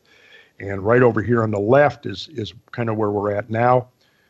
This would have been the what's called the climatic optimum right here. I mean, this would have been the medieval warm period right here. Here was the last phase of the great ice age. So, yeah, what you see here is that it looks like there is kind of a quasi-periodicity to these changes. So how often are those spikes? It appears to be roughly about every 25 to 30,000 years. Like right on a great year. Yeah. Yeah, exactly. Ooh. So, and Bill Nye doesn't know any of this. You need to step your game up, son. I don't even think he knows any. Probably doesn't even know what precession is. He doesn't even know half the words Randall's using, probably. He doesn't know any of these things. It's so frustrating to see this guy he's given a mic and a loud voice and a big, huge audience. Yeah. Just to tell them things, to lie to them because he doesn't know anything. Yeah, but don't forget, Randall's audience on Rogan is bigger than anything Bill Nye's pulling on cable TV. Yes. I know, but they're not the ones we have to worry about. We need to get the people who are all in, this is kind of the information you try to present to somebody and they don't even want to look at it. Right. They don't want because to they've already got they're already brainwashed to believe that it's a lie. Like we're trying to lie to them. Randall, this information, if anyone tells you anything different, the conversation's over. Mm-hmm. I think it's crumbling down a little bit now. I think things are shifting on a bunch of different areas, and man-made global warming being one of them. I really think the gig is up. It's the start. I think it's the start of the end for them. Yeah, Randall needs a Netflix miniseries, just like Magical Egypt. We need to get Randall on a big, something with CGI, with visuals, something to get it out there to kind of battle against all this misinformation. Yeah, and it's the thing is that again, I'm gonna reiterate, humans are definitely influencing the climate. There's no question, and we have influenced the climate by releasing another 100 to 20 parts per million of carbon dioxide. If you read my article, The Redemption of the Beast, I make the case that it's really not such a bad thing that we have increased the amount of carbon dioxide a little bit in the atmosphere. In fact, it may be possible we've perhaps ameliorated the climate enough that we'll avoid another little ice age, which to me would be a great thing, because if we had another little ice age and we had 2 or 3 years of major agricultural collapses, we'd be in deep trouble. Even just a cooling of a couple of degrees centigrade, similar to what was occurring during the Little Ice Age, could really bring on some serious trauma. Because even in America, our food supplies would run out in 6 months. And if we had 2 years of major agricultural collapses in a row, we're in deep shit, people, Well, Randall, what do you think? And the thing about CO2 is it is plant food, and plants love CO2. And if you doubt that, then I've got reference after reference after reference in this essay I've put online that people can read to get what is being said by a lot of bona fide scientists going back from 100 years down to the present time that is not getting publicized because it's getting lost in the clamor that humans are now the sole driver of climate change and that everything we're doing is bad, and therefore we have to have a whole new level of regulatory regime in place to control our behavior, because if we're allowed to be free, we're going to destroy the planet. Yeah. Look at Agenda 21. The people that are now going to be in charge are somehow so much more moral and enlightened than the rest of us that if we just do what they say, everything's going to be fine. Have you ever taken into account the intentional weather modification that's happening? Like, we talk about climate change and weather modification here quite a bit, because I mean, they're doing it in China. They've done it in Russia. Millions and millions of acres of cloud seeding and all this stuff. That I mean, I'm not even talking about chemtrails. I'm talking about geoengineering or weather modification. There's 50 programs in the States. Like, eventually, that's got to start affecting things. Brian is an all-in believer in chemtrails. Come on, Darren. So have you ever thought about the impact of that? Oh yeah, but they don't take that into account at all, right? I mean, there's a company out there that's been doing this for decades, weather modification Inc., and you can buy them to create fucking clouds or rain or sun or whatever. I just don't know. My initial thought would be that that's possibly a local or regional effect. I don't know if it's having a global effect. Yeah. Well, here's an easy one. Look what happened right after 9/11. Right after 9/11, right? When they put a freeze on flights, and they weren't allowing planes to fly in the atmosphere. Look what happened. It got hotter for a couple days. Or did it? Only because there was no flights. Interesting. I'll have to look at that. Oh, Rogan even brought it up on his podcast a couple times.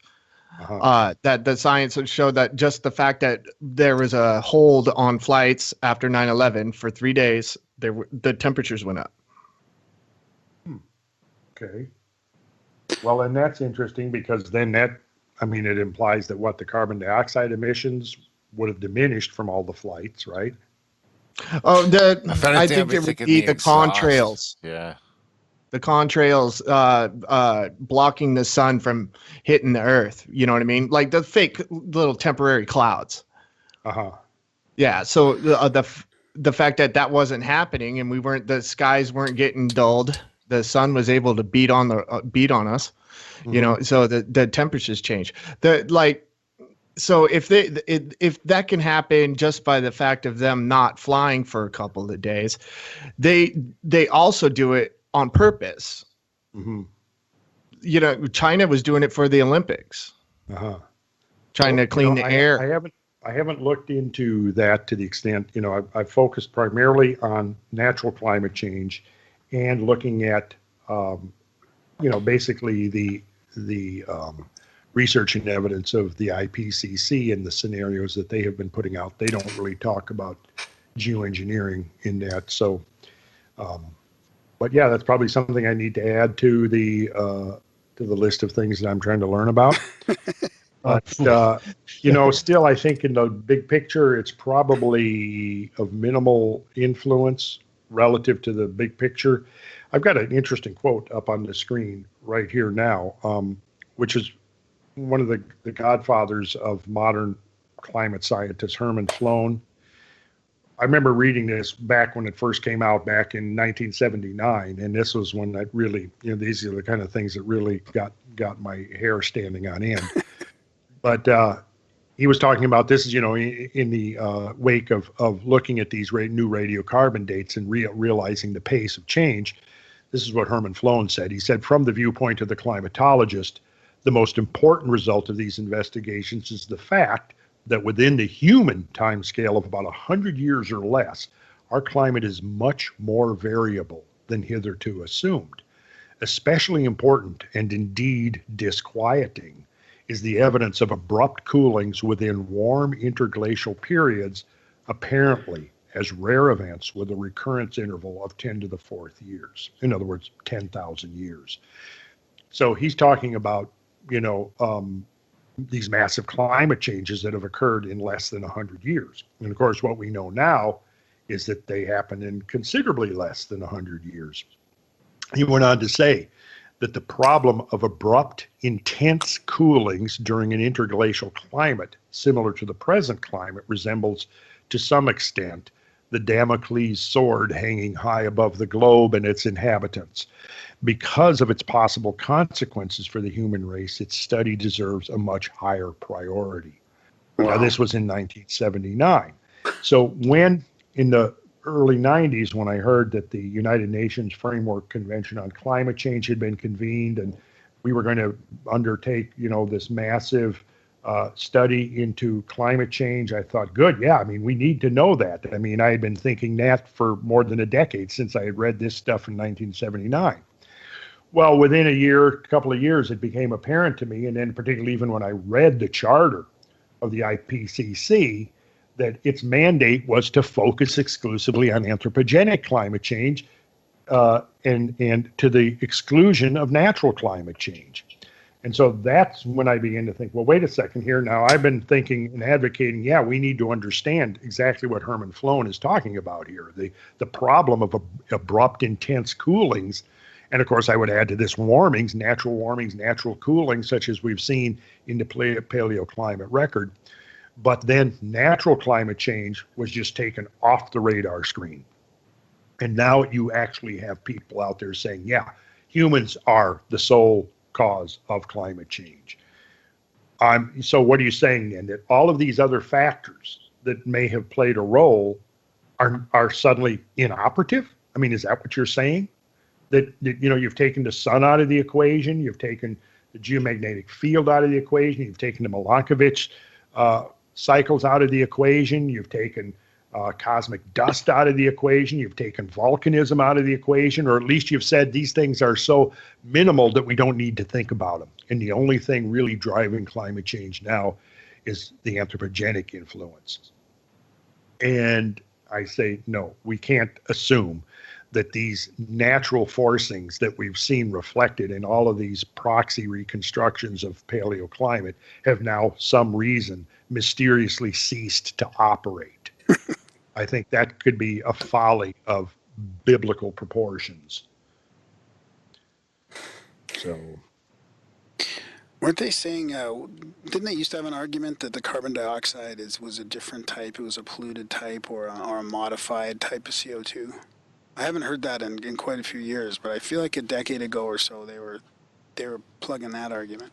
Yeah, well, that's because the isotopic signature of carbon dioxide released through fossil fuel burning is different than the signature of natural carbon dioxide that's taken up and extruded during the photosynthetic cycle.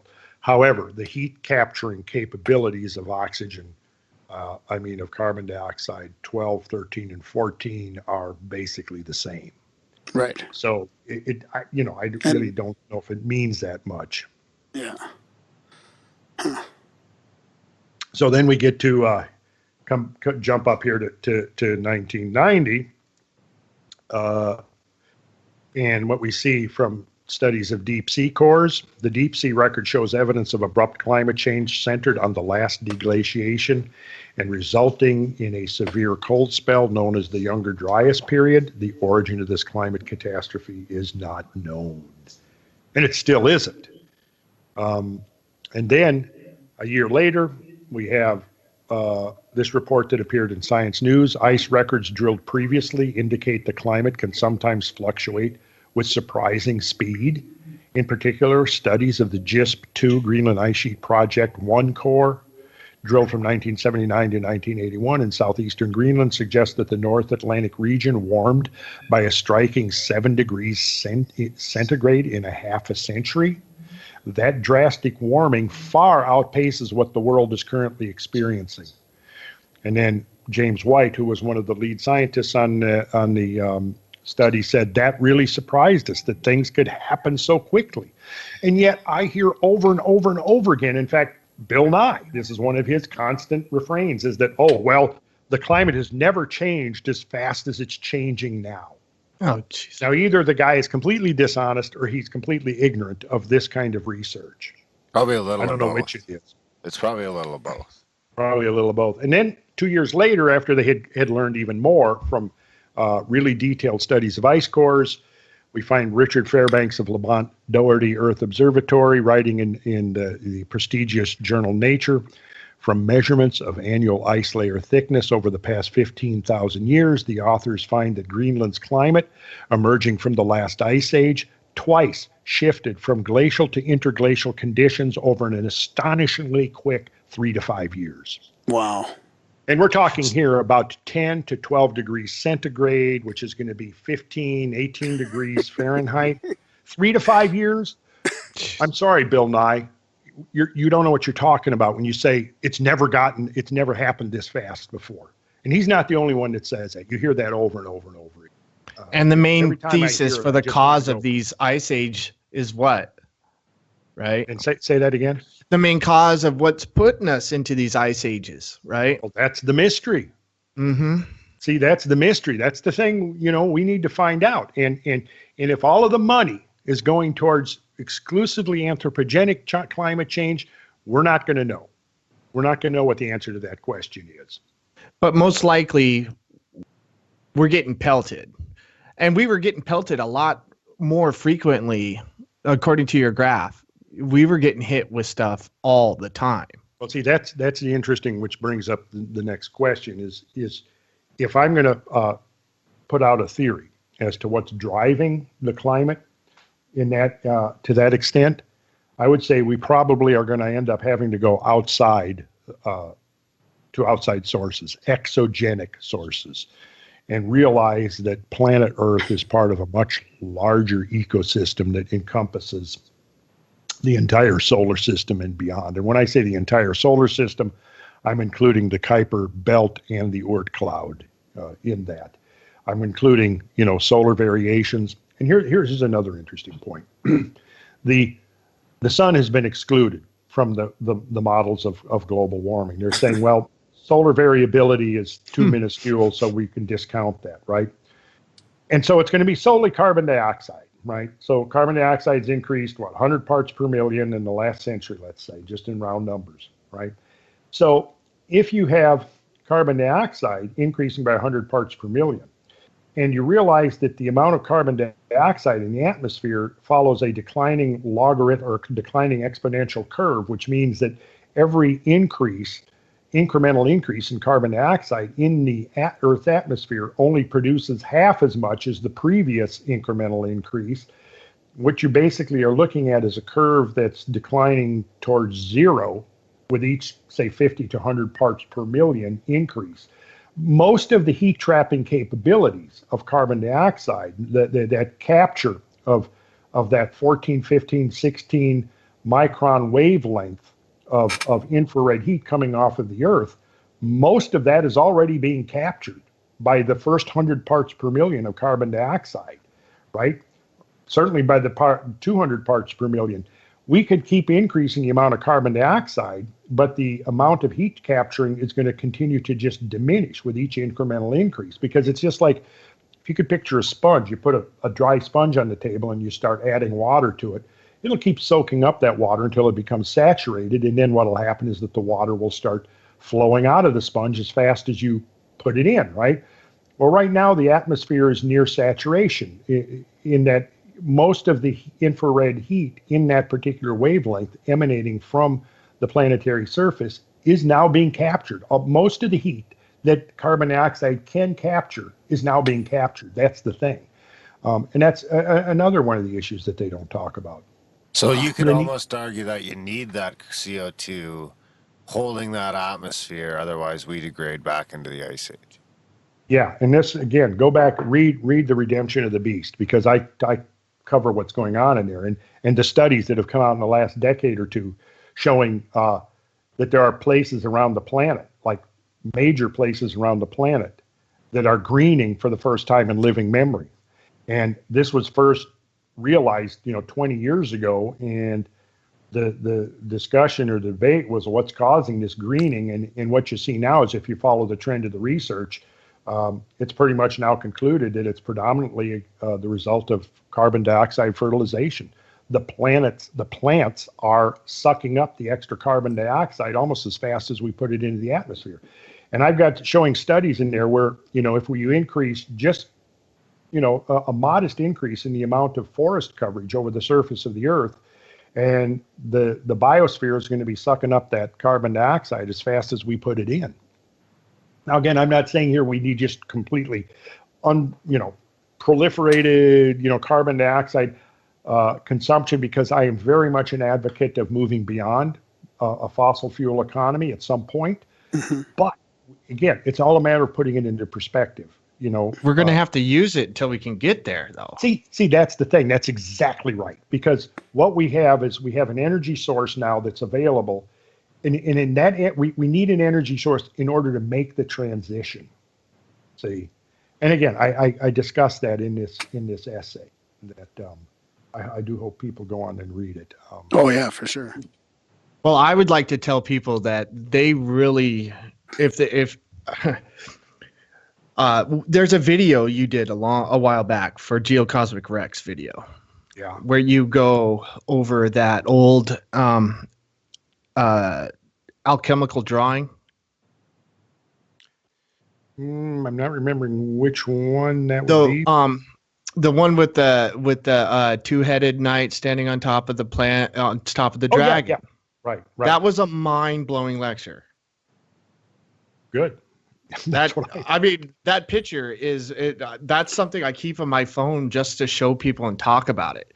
And I would like to learn where I can get more information, because every time I look at that and I find a piece of, and typically it comes from things I've heard you say, and I go look at that picture and I'm just like, whoa, there's so much there that is just, like you said, like we live on one badass planet. This planet is amazing, and we need to be as responsible as we possibly can. But one of those things is we need to, in order to protect it so we can survive here, maybe we should figure out how to defend it from outside forces. Yeah, because even those long cycles that you're talking about 26,000 years, you were saying it could be, more. What did you say? It's more of the solar system, or not even including the Oort cloud and the Kuiper belt. Well, we could be going through a part of the galaxy every 26,000 years that's bombarding us and causing all this damage as well, and that could be some of the reason why. They knew back in Göbekli Tepe time or whatever, they knew that it was coming around again. Yeah, I think that the idea is completely plausible, that there is a periodicity to exogenically driven planetary change. And this is a whole nother topic of discussion. I think it's one of the most important discussions we can have at this point. Because, like almost on a monthly basis now, we're seeing stuff fly by the Earth, where we're getting to realize, unlike a generation or two ago when we imagined we were just in this pristine emptiness of space, we realize now that there are, there's a lot of stuff out there flying by the Earth. And, the question is, are we just seeing it more often? Or is it actually increasing? Yeah. And the models that I'm looking at, and the research I've been doing, suggests that the exogenic factor is being seriously downplayed. Whether it's intentional or not, I don't know, but it just seems like it's being de-emphasized because it could be a whole lot more significant player. I mean, going back to that famous 1908 Tunguska event, which to me was definitely a cosmic learning experience. And we're still deciphering the mysteries of that 1908 event, which was probably a member of the Taurid meteor shower, which interestingly has come up as a prime candidate for the possible impacts at the end of the last ice age, and has been found its way into a lot of mythology, during going back centuries. And I will be developing additional essays, and probably even the book I'm writing is going to get into some of that, showing the myths of the celestial bull and the slaying of the bull, particularly in some of the religions like Mithraism, which was one of the main competitors of early Christianity in the Roman Empire. And they have a whole scenario called the Tauroctony, which is based around the idea of the slaying of the bull. And of course, the slaying of the bull is Taurus, the bull. And, the Taurid meteor shower is so called because it's radiant. The point that it appears to be emanating from space is centered right on the shoulder of the bull. And in the Mithraic traditions, what you see is Mithras slaying the bull by driving a sword into his shoulder, which in the classical depictions of Taurus is exactly the radiant point of the Taurid meteor shower. And then in that quote earlier, you were talking about the sword in the sky. Mm-hmm. Yeah. What was that? What was the name? Yeah. The Sword of Damocles. It's from a Greek myth. You can look it up. Yeah, it's just fascinating why we should have treated that last one that happened in Russia. That should have been a fire drill or like an earthquake drill. Yeah. You know, remember you used to have to hide under your desk for because the Russians were coming. Yeah. The planet should be planning for this stuff. Yeah, and I think it's going to take a couple of more events. It may take, if that Tunguska, if we had a repeat of that now, and an event like that happened over a densely populated part of the globe. Don't say Seattle. That event, you're talking about 150 foot wide, roughly, piece of space debris flying into the Earth's atmosphere, exploding 5 miles up with the force of about a 12 to 15 megaton hydrogen bomb explosion. And that is enough to basically pretty much level any major metropolitan area in the world. Luckily, at the time, it was over a sparsely populated area of Siberia, right up there at the northern limit of the old-growth taiga forest. And it exploded and decimated, if you will, about 800, I think, 50 square miles of old-growth forest was just leveled. And if you look at any major metropolitan area, like in the U.S., like, say, Washington, D.C. or Atlanta, if you look at a map of Washington, D.C., and you look at the perimeter highway, or you look at, like, Atlanta or New York, and you look, many of the big cities have perimeter highways around them. The area I've calculated is the area inside of 285, which is the perimeter freeway around Atlanta, is almost exactly the same size as the amount of devastation caused by the Tunguska blast of 1908. So, if you had just a small little speck of space debris like that come into the atmosphere and blow up over the eastern seaboard or over Europe or something, you'd potentially have millions of casualties. Is that also going to...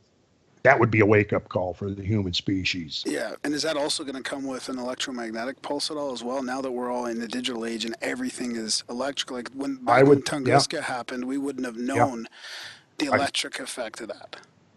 Yeah, I mean, it could certainly have EMP effects. And, so even though it might destroy Atlanta, it could destroy the whole, North America with a pulse. Yeah. The telegraphers, the people running the telegraph machines. Didn't people get electrocuted during Tunguska or the Carrington event? That was Carrington. Yeah. I don't know about that. That was strictly the solar flare, I think, or the solar maximum. Oh, is that there? Okay? Yeah. Mm-hmm. Which brings me back to a point I was about to make, and it won't take me a second, which is that the sun is discounted, and then. Basically carbon dioxide is considered the sole driver of climate change. But even those promoting that in the scientific community will admit that by itself, and in all of the computer models, well over a dozen, I think 15, 16, 17 computer models, basically what they do is they put in a whole bunch of positive feedback parameters. So you've got essentially the initial warming of the CO2 is admittedly not going to drive this catastrophic climate change. So you have to have positive feedbacks, which take the form of additional water vapor in the atmosphere. And water vapor is actually the most effective greenhouse gas. So in other words, the slight warming caused by the carbon dioxide increase then causes more water vapor into the atmosphere, which captures more heat, and then that triggers this runaway warming. And so it's basically these hypotheticals feedback processes. But of course, the thing is that, a lot of atmospheric physicists and meteorologists and stuff have said, well, more water vapor in the atmosphere means more clouds, and more clouds has a net cooling effect. So, maybe your series of positive feedbacks is irrelevant. But I find it interesting that they're totally willing to theorized that there is a series of feedbacks that amplifies the initial effect of carbon dioxide, but then they completely discount the possibility that there might be positive feedbacks related to the amount of solar radiation coming into the Earth. But again, that just suggests to me that, what you have here is a preordained outcome, and all of the science is basically oriented around this idea that humans are the cause of climate change, and then all of the things that then follow from that, which, whether it's a carbon tax or cap and trade, or, the control of energy resources by the governments. There's all kinds of agendas tied in with it. And now you have this whole industry, global warming industry, that's on the receiving end literally of hundreds of millions of dollars. People talk about, Exxon was contributing money. Well, if you read the studies, what you find out is that Exxon contributed a total of about $19 million over a period of 10 years. And this was to over 30 groups, many of whom didn't even do climate change research.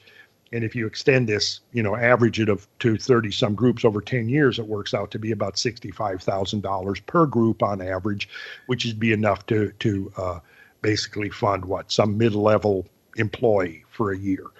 But then, what did Obama do just before he left office? He gave the second installment to the Green Climate Fund of $500 million, which, was the second installment. So here was $1 billion within the last year or two going towards this, conclusion that greenhouse warming is going to be catastrophic and it's caused by humans. And basically we need to implement all of these controls on human behavior. I'm totally for alternate forms of energy, and I want that to happen. But it's not going to happen if the government continues to confiscate hundreds of millions of dollars and put it towards a contrived catastrophe. I think that there will be free market solutions that will bring us to where we need to be a whole lot faster. And what we need is basically to hear all sides without the demonization and all the accusations and all of the ad hominem arguments. We need to quit saying, well, a lot of these guys that have raised issues about the so-called consensus are raising legitimate questions. And rather than marginalizing them and demonizing them and calling them names, we need basically an unbiased debate more than anything. What you find over and over again then is that, the side that's promoting global warming doesn't want to debate. That's why they keep saying the debate's over. But the debate hasn't even begun yet. So how can it be over? So, yeah. Maybe the debate will start this year. Hopefully. Yeah. Well, do you have anybody that you would like to debate, Randall? Anybody specifically that you think you'd, not that they would, but if you could choose somebody. Well, I think it would be really a lot of fun debate to debate Bill Nye, I have to confess. But yeah, he would. That might be too easy.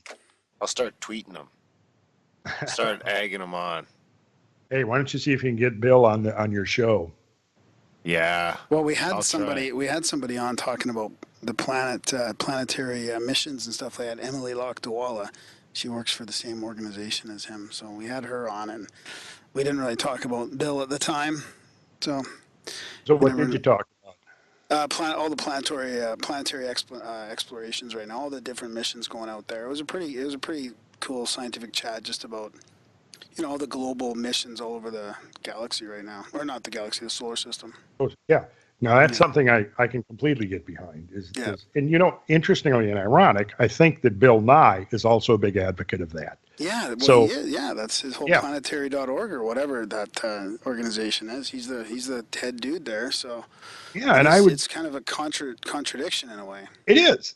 That's how I look at it. And I would say, Bill, I'm with you on this one, but on this issue, I'm totally behind the idea that we need to listen. If we could stop spending, $1.5 trillion, $2 trillion a year on war and spend it on the exploration and economic development of the solar system, wouldn't that be about 1 million times better? Yeah, exactly. Yeah. And where's his experience to put him in a position like that? I don't know. Because he does what he's told. That's why. But all of these companies that are making the billions off of preparing for World War III, hey, wouldn't you guys rather make the same amount of money, but by moving the human species into the solar system and putting us in a position where we're no longer vulnerable to these kinds of cosmically induced catastrophes? Wouldn't that be worth and for pursuing? every dollar that we put into the NASA program, didn't it produce like $7 into the market? Something like that. Yeah. Yeah, I heard it was for every dollar we invested into NASA, it produced $7 because of all the things that were invented and commercialized, like Velcro. Yeah. Like Tang. It's sticky notes. It's almost like it really does feel like it's our purpose to get out there and explore it, but somebody doesn't want us to do it. That's what it seems like. Yeah, I believe it's our destiny. In fact, I would even go so far as to say this. I think that basically what we're going to see is that when we look at the history of life on this planet, what we see is a pattern of constant interruptions. The old uniform, gradualistic, Darwinian model of natural selection, incremental change through natural selection, playing out smoothly over millions of years, it's just not there anymore. In the older models, what you had was like at any given time, there's maybe 10% of existing species going extinct, being replaced by 10% of new species appearing and filling those vacated niches. But, that model is obsolete. The model now is that, life goes along just fine, and then all of a sudden it's interrupted, and 75 or 90% of all the species on the planet suddenly disappear. And then you've got this hiatus in there, and then suddenly these vacated niches are filled during these events called rapid speciation events, which we still don't know what causes that, really. Mm-hmm.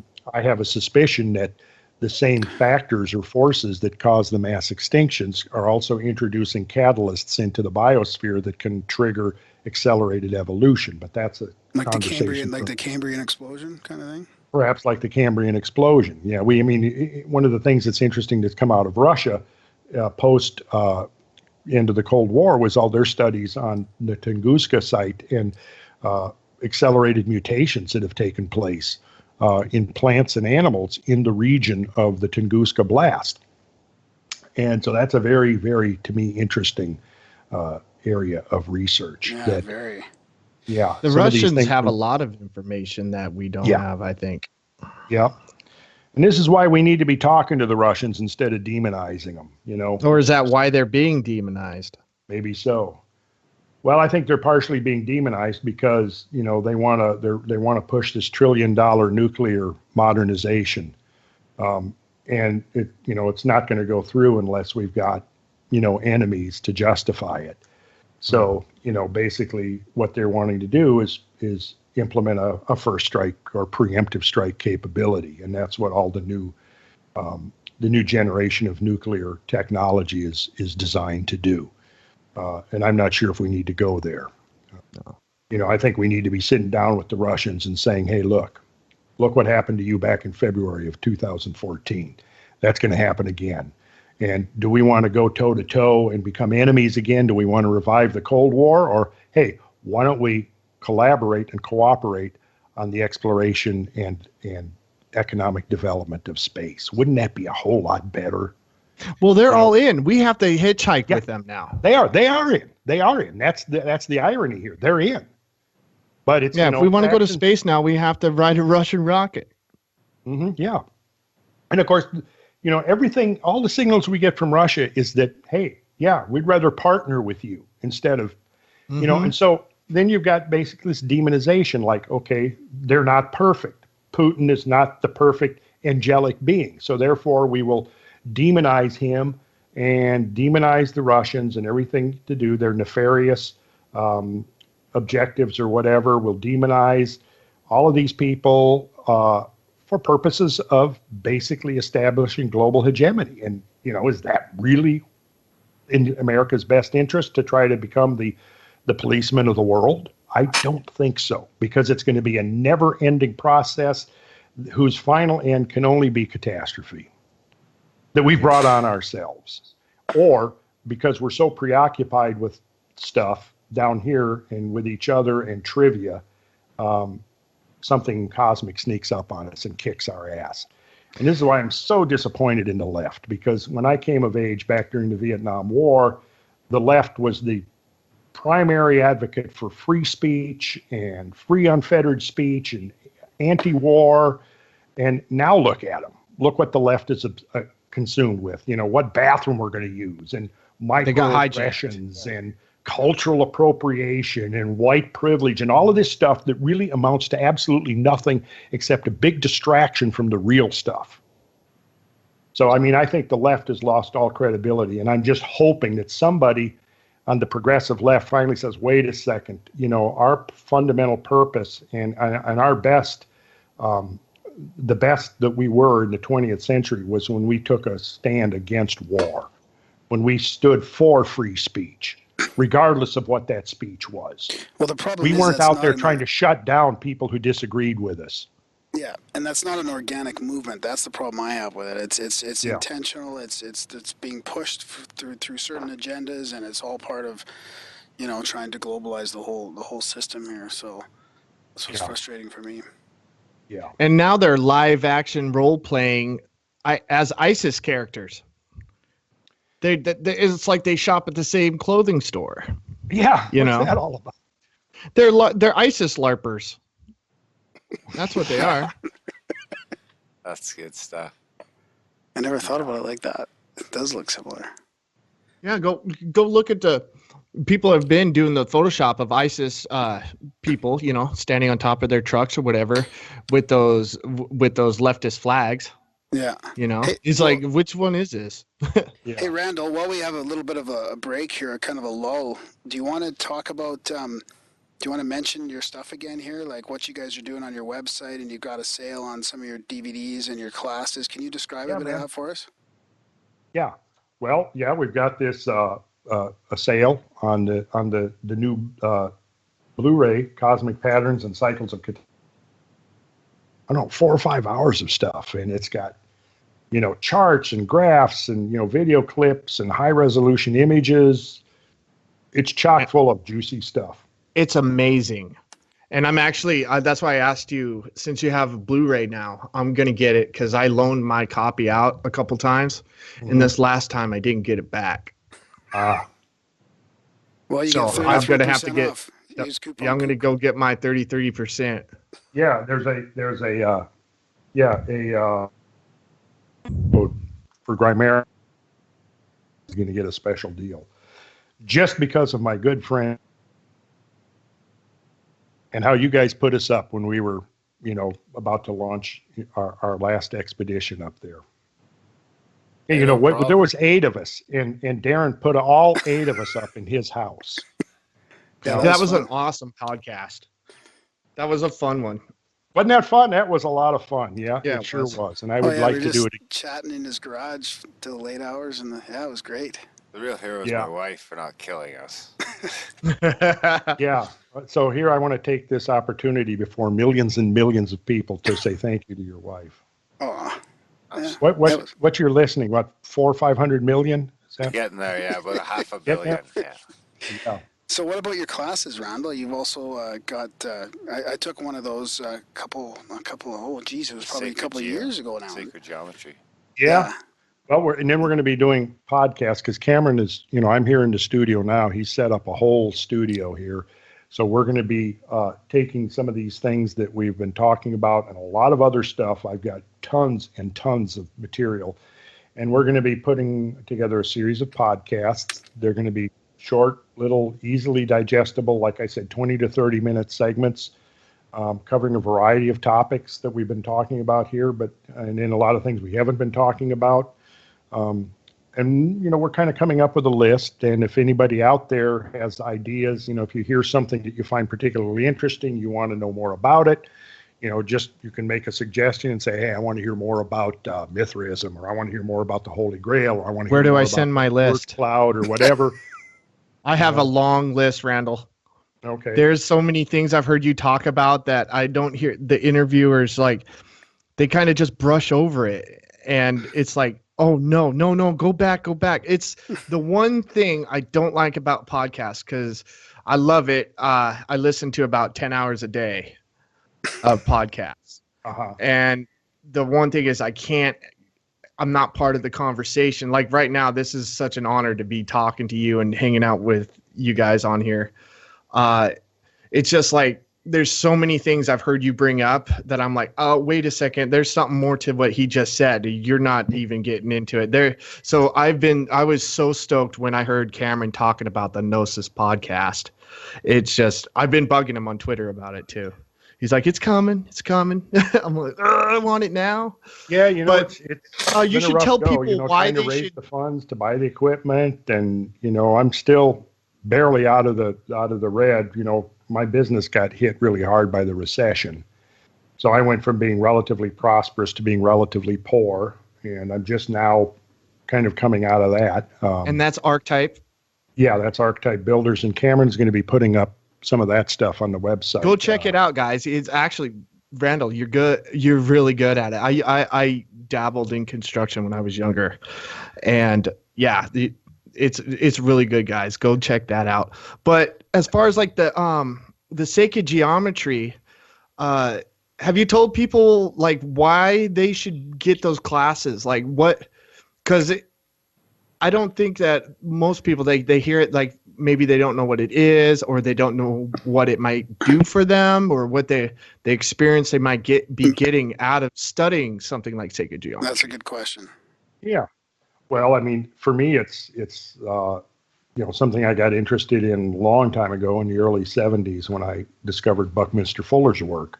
And I got commissioned. I was part of a group that we were doing a retreat in northern Minnesota, and me and my two younger brothers got recruited to be lead carpenters on building 2 geodesic domes, Fuller domes. So in order to be able to do that, I had to go and study geodesic geometry. And that's how I discovered Buckminster Fuller. And then that led me into the studies of geometry. And I discovered that, geometry was one of the common themes of all of this ancient, particularly sacred architecture. The term sacred geometry, I've seen people online, on some of the comment boards saying stuff like, well, Randall Carlson, he believes in sacred geometry. So that discounts anything else he might say, and of course they have no idea what sacred geometry is. They probably don't know, they probably wouldn't know, the Pythagorean theorem if it came up and kicked them in the ass. But, the thing is geometry has been around since the very dawn of recorded history. The Egyptians were major utilization of geometry. Basically all the ancient cultures, the megalithic cultures of Europe were using geometry linked with astronomy.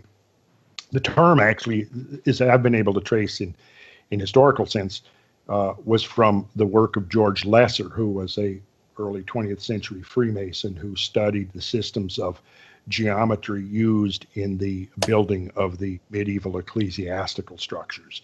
So he was mainly looking at churches and cathedrals built during the Middle Ages and studying, because they were very much utilizing geometry. I mean, when you look at the ogival vault in a Gothic cathedral, it's pure geometry. You look at the floor plans and how they developed them, it's pure geometry. He called it sacred geometry because it was primarily being used in the design and construction of sacred structures, that is, structures that were ecclesiastical in nature. But then, it began to expand from there. There was another Tons Bruns, who was a Danish, again, a Freemason, who came along after Lesser and published a 2-volume set on ancient geometry and its uses. And he went back not only to the guilds of medieval builders, but back to the classical Greece, the building of the Greek temples and the geometry that they employed, and showed that there was a consistency between what the Greeks were doing and what the medieval ecclesiastical builders were doing.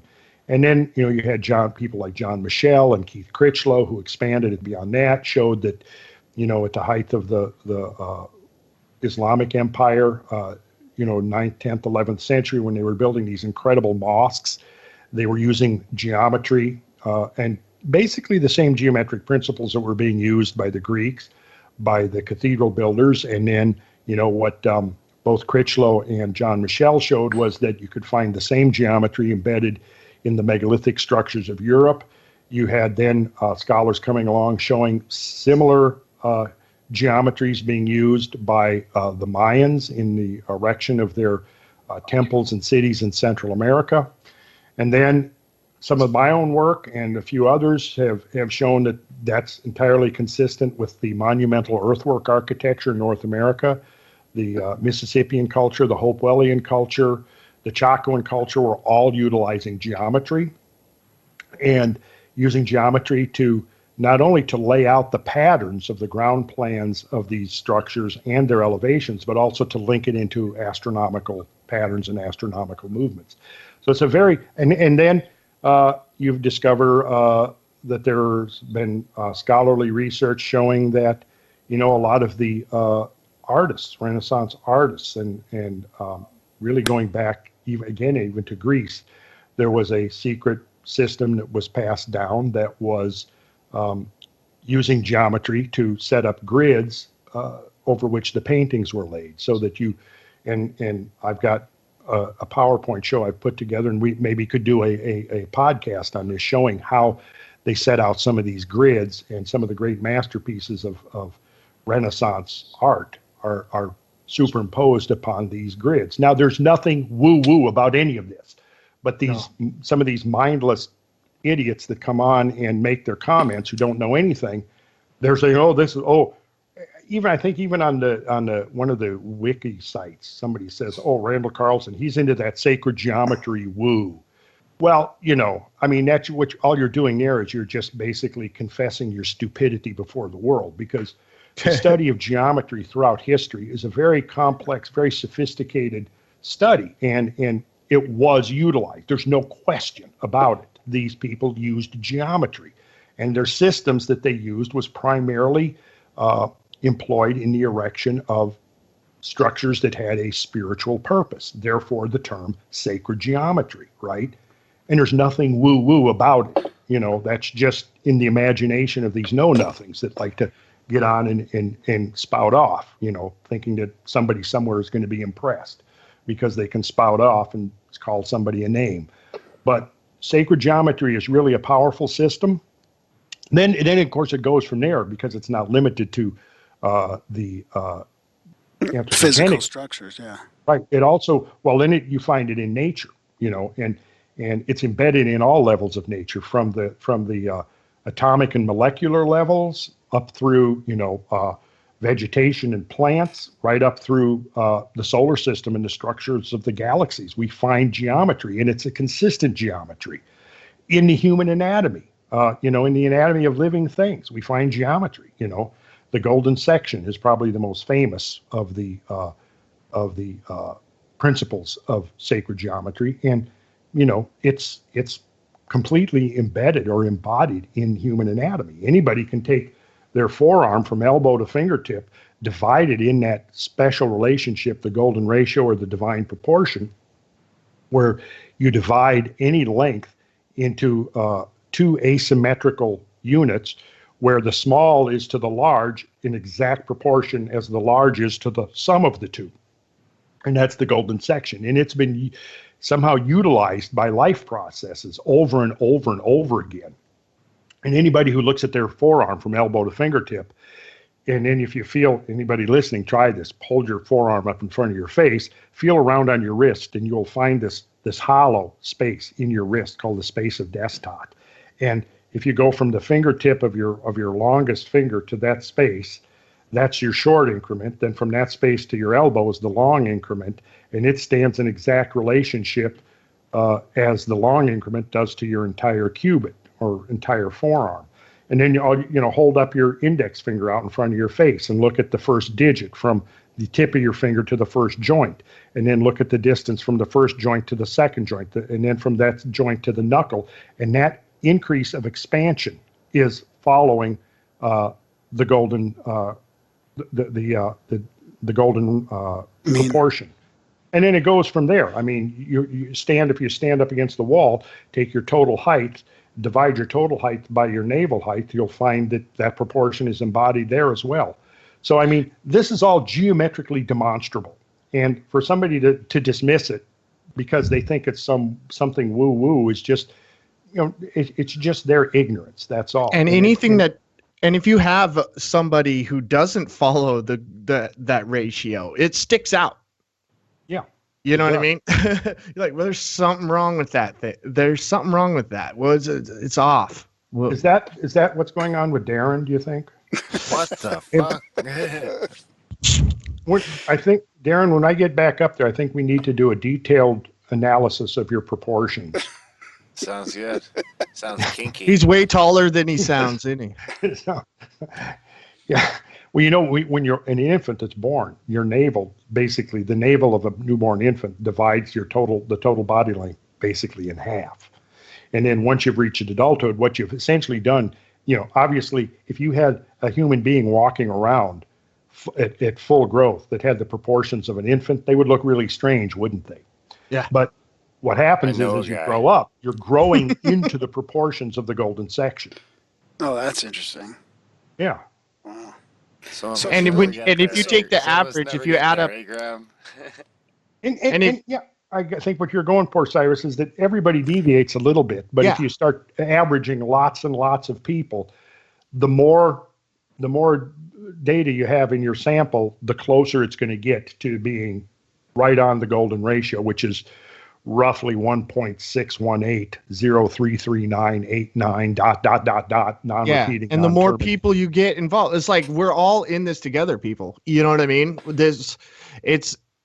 It's I don't know. It's one of those things when I think about it, if I go too deep into it, it starts getting mind-bogglingly like it's all for us, it's there for us, and it definitely feels like it's something that's being kind of hidden from us on purpose. Mm-hmm. It's part of us. It's part of some kind of plan out there trying to keep the real information from us. And there's guys like you out there, and there isn't enough. There's not enough people like you out there, Randall, that are trying to get the good stuff out here. Because if you look at, there's a systematic dumbing down of the education system. Oh yeah.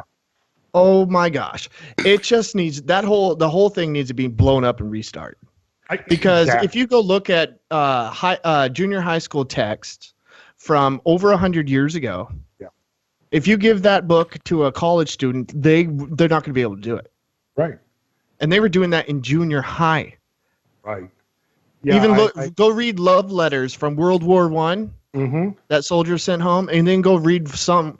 It's like, my dearest Clementine, I bestow upon you the greatest love. And you go read one from the Iraq War. It's like, yo, bitch, what's up? Yeah, I know. Well, that's basically coming from a century of allowing government to run our education system. That's why I'm a strong advocate of the complete separation of government and education. Yeah, and go look at the people who started it. Guys, go look at listeners out there. Go look at the people who started the education system and why. Yeah. The farther back you go, the Prussian education system, that pre-German Prussian education system is what we have now. It's not for making smart people. It's for making an episode on that too. Yeah, we do. Yeah, we'll throw that in the show notes. Hey, I need to take a quick 1-minute break. Well, Can you guys tell entertaining stories until I get back? Yeah, we could probably wrap it up. Just talk about you. Well, we can go on for another 15 or 20 minutes. I just need to take a break. Yeah, go. And I'll be right back. Okay. Tell us a story, Cyrus. Oh, I'm really enjoying myself, guys. Thank you so much for having me on and letting me listen. No problem. Like, I was more than willing to turn my microphone off and just participate in the eargasm and the oral, the visual aids.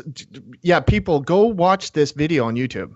You got to see this stuff. Well, not only that, he has the classes. Right? The 4 or 5. He has the 4 or 5 classes going on. 4 or 5 hours worth of sacred geometry classes too, right? Yes, So and there's you that's can pretty find some intense. stuff on his website. You need to go to Sacred Geometry International, the website, and trust me when I say that there is so much information on there. And Buy if the you do DVDs. the face bags, if you're on the face bags, go sign up for Sacred Geometry on Facebook. You're going to see some fantastic articles, fun things to read, and then Cameron has some people on there that are amazing artists.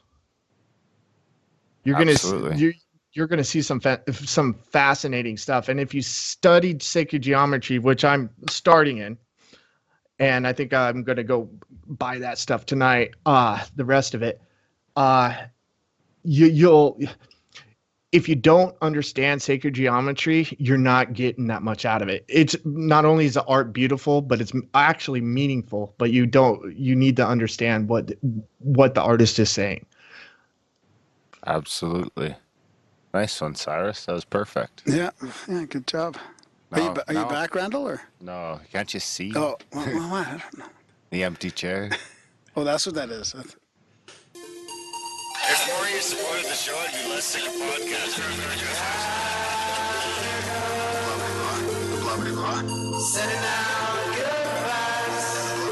Yeah.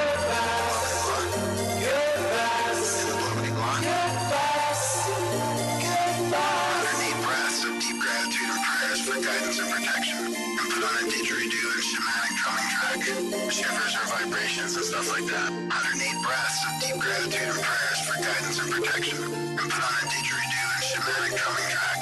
Shivers or vibrations and stuff like that.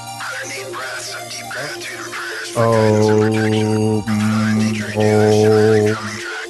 Shivers or vibrations and stuff like that. If more of you supported the show, I'd be less sick of podcasts.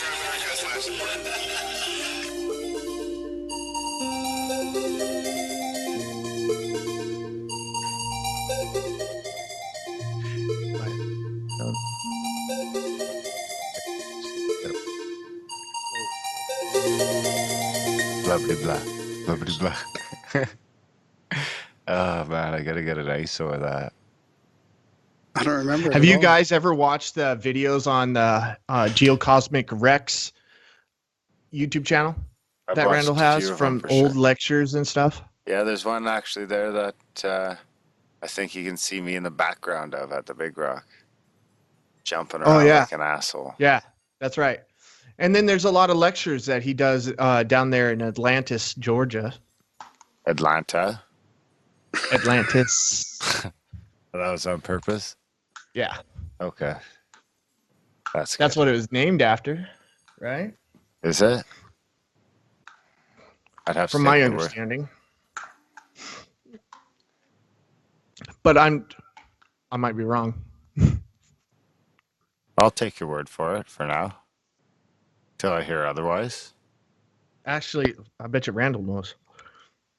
Okay, just got back in time to hear. I bet Randall knows.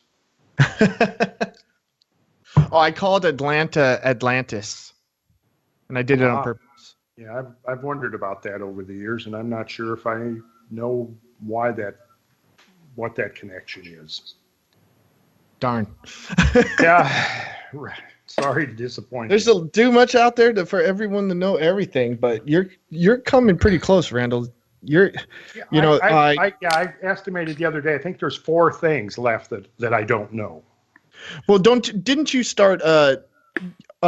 You made it a rule to read a scientific journal a day, right? Like a long time ago. Article, a minimum of 1. Yeah, a minimum. Sometimes 2, sometimes 3. Depends, how complicated it is and how long it is. 3 or 4. And how long have you been doing that for? Pardon me. And how long have you been doing that for? Oh gosh, since the mid 70s, I guess. 40 years. Yeah, so I've 40 plus years. Yeah, I mean, in my archives, I've got thousands of articles, and and I haven't read every one, but I could say I've read the abstracts of every single one, so I know what's in them. And if I need to, I can kind of go. I've got them all in binders, chronologically ordered by subject, and of course now, with the internet, there's so much, you can do on there, and I have borrowing privileges, at a major university, so I have access to that. And then there's, Google Scholar, and there's ResearchGate, and if you go onto the websites of a lot of the principals doing research in various areas, they will have links to their articles. So, yeah, I mean, it's incredible how much information is out there now, and it's just too bad that we're getting inundated with this trivia and bullshit, that people get so consumed with that is of no consequence whatsoever to our future, other than, serving as a distraction from the things we really need to be paying attention to. What's the definition of gnosis? Can you tell the listeners that's the Greek term? It basically means knowledge. And in the early days of Christianity, there was Gnostic Christianity, which was basically suppressed with the rise of the authoritarian church. And the difference was the authoritarian church, the Holy Roman Empire, Church of the Holy Roman Empire, basically said, if you want to have a relationship with God, you can only do so through the intermediary of the authoritarian church. And basically they realized that they could use fear to, subjugate people to submission. And whereas Gnostics, the early first 2 century Gnostics, their attitude was, well, no, you can have a direct relationship with God. You don't need the intermediation of the authoritarian They church. wanted to put God in a box. Sure. Right? Yeah. So, and remember, last time God was in a box, you couldn't come anywhere near him. Yeah. So that was the gnosis. The gnosis basically means knowledge, and knowledge of both things seen and unseen. And, so that's kind of where, it's a very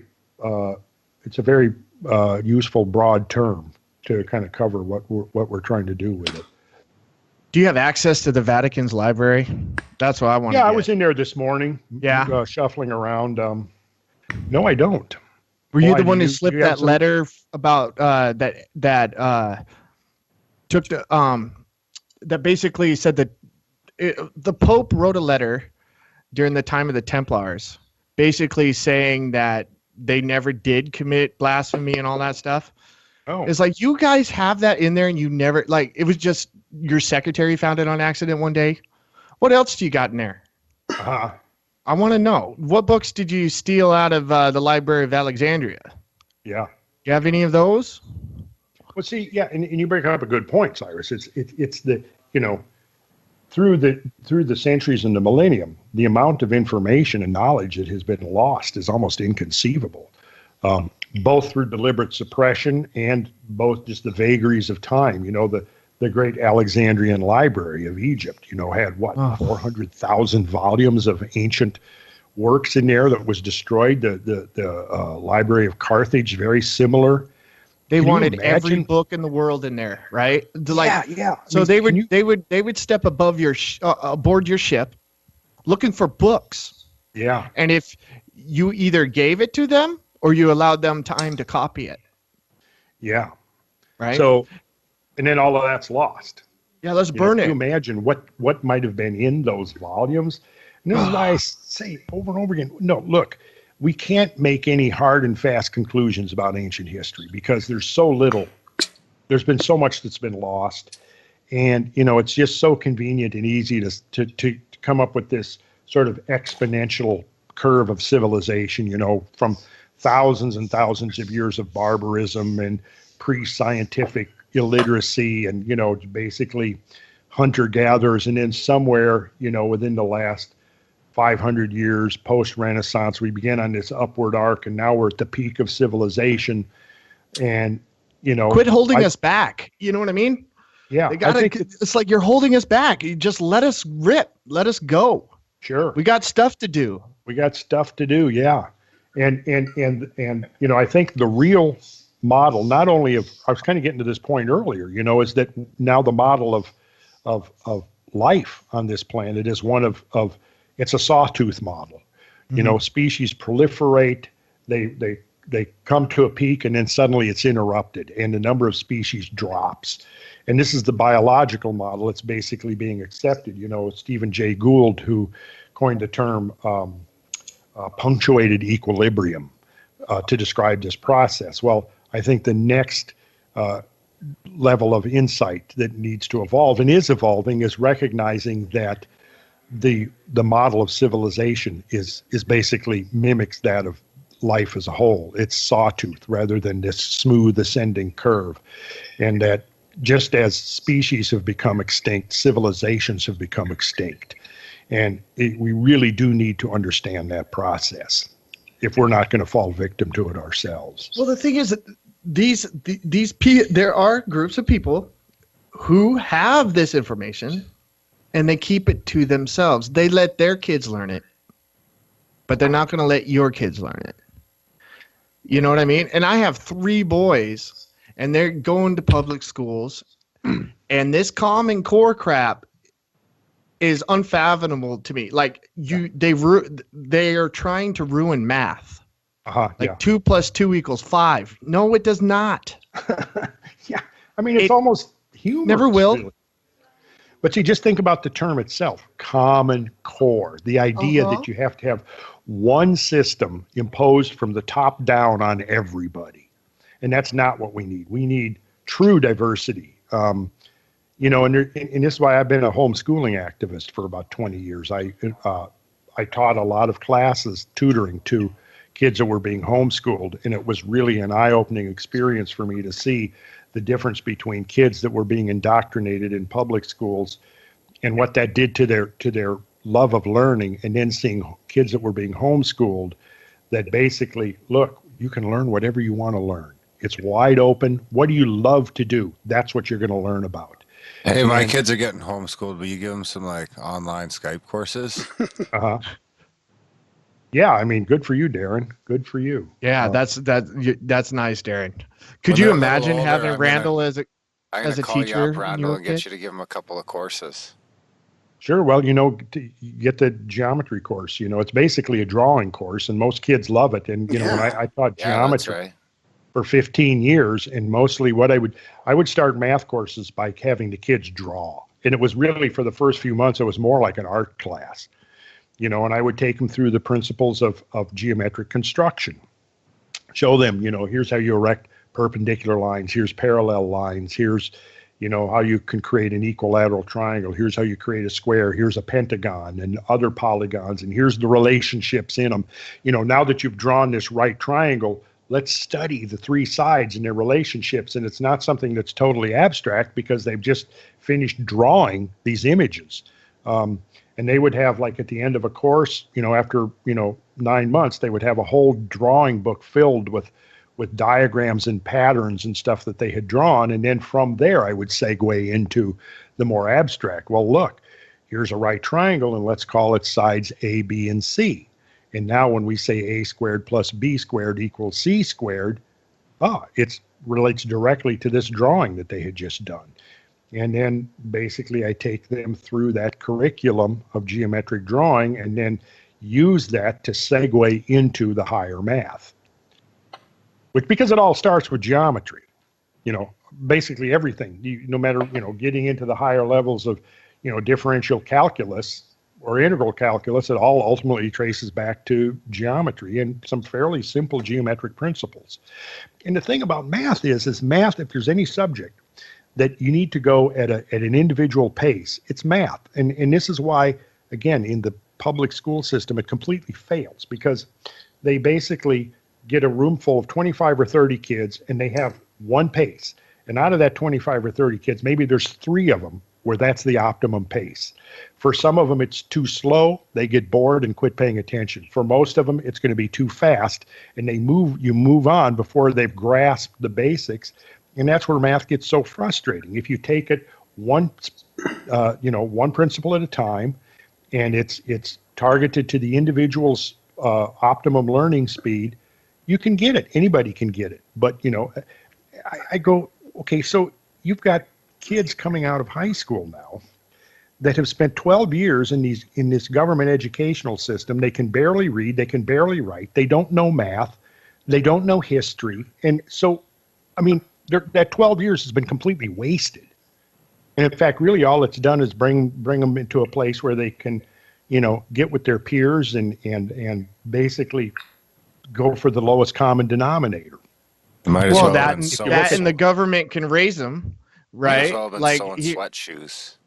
Yeah, and if you look at history, what you see is that throughout all of cultures in history, you see that once a kid reaches adolescence, it's time to start integrating them into the adult world and being treated like a young adult, not a perpetual kid. But now what you have, I mean, when you look at these, these butterflies, these snowflakes, in college, it's like, hey, wait a second, you guys aren't 6 years old. You're supposed, by the time you get 20, 21 years old, you're supposed to be an individual that can stand on your own 2 feet and can take it. What the hell is this business about safe spaces? Because somebody's going to present an idea that traumatizes you.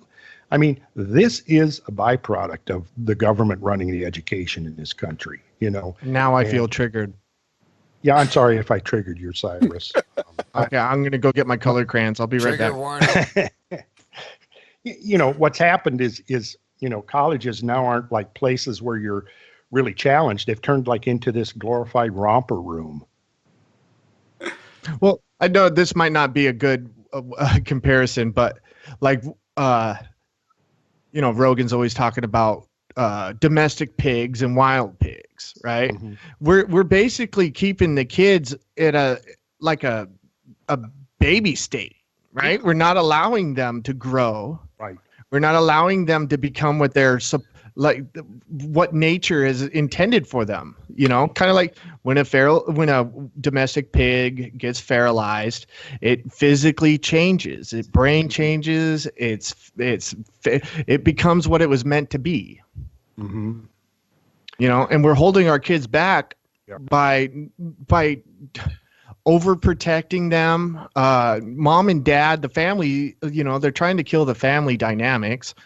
By mom and dad both have to work while our kids go get raised by the liberal education system, because you can't even be part of the education system unless you are a liberal and you're on not a liberal, but really, farther left, the better. Mm-hmm. You know what I mean? If you want to get into a PhD program, you're probably not going to get accepted if you're not having the same beliefs as the professors there. Right. So these are the people that are teaching your kids, and I've heard politicians say that it is the government's job to raise your kids. The parents serve a secondary purpose, and that's not true. No, that's not true. And people who buy into that really need to take a time out and do some serious thinking about this matter. Because when I was growing up in the 80s, they wanted me to tattle on my parents. Yeah. With the DARE program. Yeah, exactly. If you see something, say something. Yeah, exactly. When I was growing up, I'm a baby boomer. I was born in 1951, so I was a kid of the 50s and basically an adolescent and a teenager of the 60s. But I look back, and I realized, God, the things that we would do. I'd be 13 years old. I'd go with my younger brothers or some of my buddies. And, we lived in a rural environment in Minnesota, and I'd say, well, we're going camping for the night. And, my dad would say, well, just be careful and I'll see you tomorrow. And off we'd go. We'd pitch a tent, we'd build a fire, we'd cook food out there in the woods and camp out. I started working on a farm when I was 13, hauling in hay bales. Me too. Bending fences, shocking sugar cane, all of this stuff. And the main reason I would do that is because it wasn't for the $2 a day. It was because at the end of the workday, we could saddle up the horses and go riding. Nice. But, we lived on a lake. I had a canoe. We had bicycles. I never wore a helmet. I probably would now. Of course I would now. But, somehow we survived, And I knew we had reached a nadir here when about 5 or 6 years ago, I was going to do a series of classes in a building that was being used as a after school program on the main floor, and then there was a upstairs room that was kind of a classroom. So I did a series of classes in that upstairs room. Well, the first time I go there, the parking lot was in the back, and you went through a fence, and then there was the play area for the after school kids. And as I'm going in, I noticed something there. There's some trees in the back there, and they were wrapped in foam. And I had noticed that a couple of weeks on end. And then finally I asked the lady, I said, why are those trees wrapped in foam? And she says, oh, that's a city requirement. We couldn't open until we wrapped the trees in foam to keep the kids from getting injured. Nerf the world. And I thought, yeah. I thought, what? What? At first, no, you're joking, right? No, I'm dead serious. They wouldn't let me open until I wrapped the trees in foam. We need to bring back lawn darts. Lawn darts, yeah. I remember lawn darts. When I think of it now, it is pretty fucked up, though. I bet you a lot of people went down with a lawn dart in the back or the shoulder that I could just, But yeah, I went to high school in Troy, Montana. So I moved out there from Seattle, and it's a whole nother life. I mean, yeah. I got to experience things out there that I'd never got to experience here. Sure. I mean, like what it does for your soul to be out there getting dirty, talking your friends into doing dumb stuff. Yep. You know, jumping off of cliffs. But the other thing is we learned how to get along with different ages and different people, and leaders would happen, and we'd have to play with everybody. Like, you know, Stefan Molyneux did a great podcast about the difference between growing up then and now. You know, we had so many challenges we had to sort out on our own. Yeah. Yep. Yeah, you know, when I was 15, I worked, you know, as a pump jockey in a gas station, right? So I was the guy when the cars pulled in, I would come out and, you know, pump the gas and, you know, check under the hood, check the oil, check the fluids and all of this. You know, when I was 15, and now, you know, at least here in Georgia, they don't even let 16-year-olds pump gas even. You know, they'll have a sign right there on the gas pump, you know, 16-year-olds and under can't pump gas. And it's just every day I get reminded of this dumbing down that's going on. It's unbelievable. And, you know, yeah, it is. And, you know, we all survived. I mean, I came from a family with 4 and then later 5 brothers, and we were roused about rough and tumble boys that played as hard as you could play and did stuff. We all survived, you know, somehow every once in a while we got a few injuries here and there, and, you know, and you know, I look back and I knew some kids growing up that did some dumb, really, really dumb things and, you know, didn't survive. But it was interesting in that, you know, like when I was a little kid, there was a boy named Billy who lived nearby, and his older brother they were going to burn some trash, and he thought he was going to throw some, I don't remember exactly, but he threw some gas on the fire and it exploded. And poor Billy, who was my age, got burned up and died a couple of weeks later. But for the rest of our lives, you know, it was almost like every kid I knew around that area had heard about what happened to Billy. And it was like, hey, you better not mess with that. You remember what happened to Billy?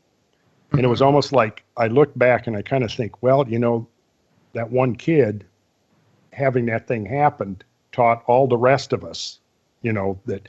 And another example is that one time where I was with my dad and we were driving through the Ozarks and we came around the corner, I mean, seconds after this horrible multi-car crash had happened. My dad stopped to see if he could render some help. You know, I don't remember if he could do anything, but you know, remember getting out and looking at, you know, bodies laying on the pavement. And I think I was about 12 or so at the time. And like, you know, somebody now would say, oh, that's awful. You shouldn't let your kids see something like that. But you know what? It made such an impression on me that once I started driving, I had that image in my mind. And I thought to myself, you know, what if the parents spent all their time hiding that from people? Yeah. So, yeah, you're not doing kids any favor by over sheltering them, you know, and it's just too bad that we've gotten to the point now, like you said, where, you know, families are basically the family unit is being undermined by policy. And, you know, the government is taking a much more active role in raising these kids to just basically submit to authority. That's what it's about. That's the whole purpose of modern education. It's about inculcating submission to authority. And control, yeah. And control. And when you see them coming in, you know, when I was in kid, you know, like in 6th grade, I was a new kid. in school and moved from Louisiana back to Minnesota over Christmas vacation, enrolled in a new school after Christmas vacation, and immediately I became the target of one of the supposed toughest kids in the school who thought he would elevate his status by beating up the new kid. A Louisiana boy? Challenged me to a fight, and we met after school and had a fight. Of course, I whooped his ass. But while I had him down, it was winter in Minnesota, and so I had him down on the ground and was making him eat snow. And the next thing you know, I'm being pulled off him by a cop that was driving by because there was like 100 kids all around us in a big crowd screaming their lungs off. Cop stops, pulls me off, makes us get up, and then he makes us shake hands and go home. Mm-hmm. Now, if that happened, we'd both been handcuffed, jail, and arrested. Yeah. And that's how you see that kid that got arrested. Thing it's become. You're fucking tased in the face. Yeah. It's nuts. So, yeah, I mean, we could go on and on and on with stories like this. This and it's why we need some serious changes in this society of ours. And the respect. I've lost all respect for the left because. When I was, 18, 19 years old and, out there marching against the Vietnam War, I mean, I was out there with the progressive left. So we're basically ending the war, promoting free speech. And, even though as I came to learn about their philosophy and their collective ideas of how the economy is supposed to work and stuff, I quickly rejected that. But nonetheless, they still had a measure of respect. And now I'm looking, where is the anti-war sentiment from? And where is the sentiment for free, unfettered speech coming from the so-called progressive left? It's missing in action totally. And I'm hoping that there's somebody there who's going, yeah, you know what? We're ramping up for World War III right now. That's what we're doing. I mean, all of these policies being put in place is moving us towards World War III. And by God, we better start doing something to change the direction here. Yeah. Because we managed to avoid nuclear catastrophe in the first Cold War. We might not be so lucky the second time around, especially when you have people up there who think that a preemptive strike might be viable. Yeah. Well, I suppose that's as good a spot as any to wrap it up. We didn't even get into the Holy Grail. No, we didn't. Well, there's a lot there. For part 6. Yeah, listeners, go read that article on Sacred Geometry International. It's one of my favorite things I've ever read. And I'm going to go read here. I've already got it copied onto my phone. So it's a 4-part article about the beast. Yeah, I think Cameron broke it up into 4 parts. It's also on Geocosmic Rex as well. I think it's in PDF form on there. Yeah, go check out Geocosmic Rex. Go to the YouTube channel, Geocosmic Rex. There is some awesome stuff. There's some little tasters in there. Yeah, there's a bunch of cool stuff. Check out there's 2 YouTube clips of the drone footage we did our trip last fall. Yeah. It's just awesome. Yeah, it is awesome. You can see it. Earlier, I was talking about that big current ripple field. We have drone footage of that, and people can look at that online and see for themselves the scale of the phenomena we're talking about here. Yeah, it looks like it looks like the riverbanks after a real hard rain or a flood, and you got the ripples on the side, and take that and exponentially just grow it up to just hills and just spreading out all through the countryside. It's insane. Yeah, it is. So you guys also if you haven't heard the last 4 episodes with Randall, make sure you check them out. I know it was 129, 129, and 131, and the other 2 were before we started numbering them. They'll all be in the show notes. Yeah. And then, so Randall, you guys also accept donations too, right? So people can go to your site, buy your DVDs. They get 33% off with Grimerica. They can check out classes there as well, and they can just donate to help you guys out as well. We expect at least 50 of you fuckers to buy the DVDs.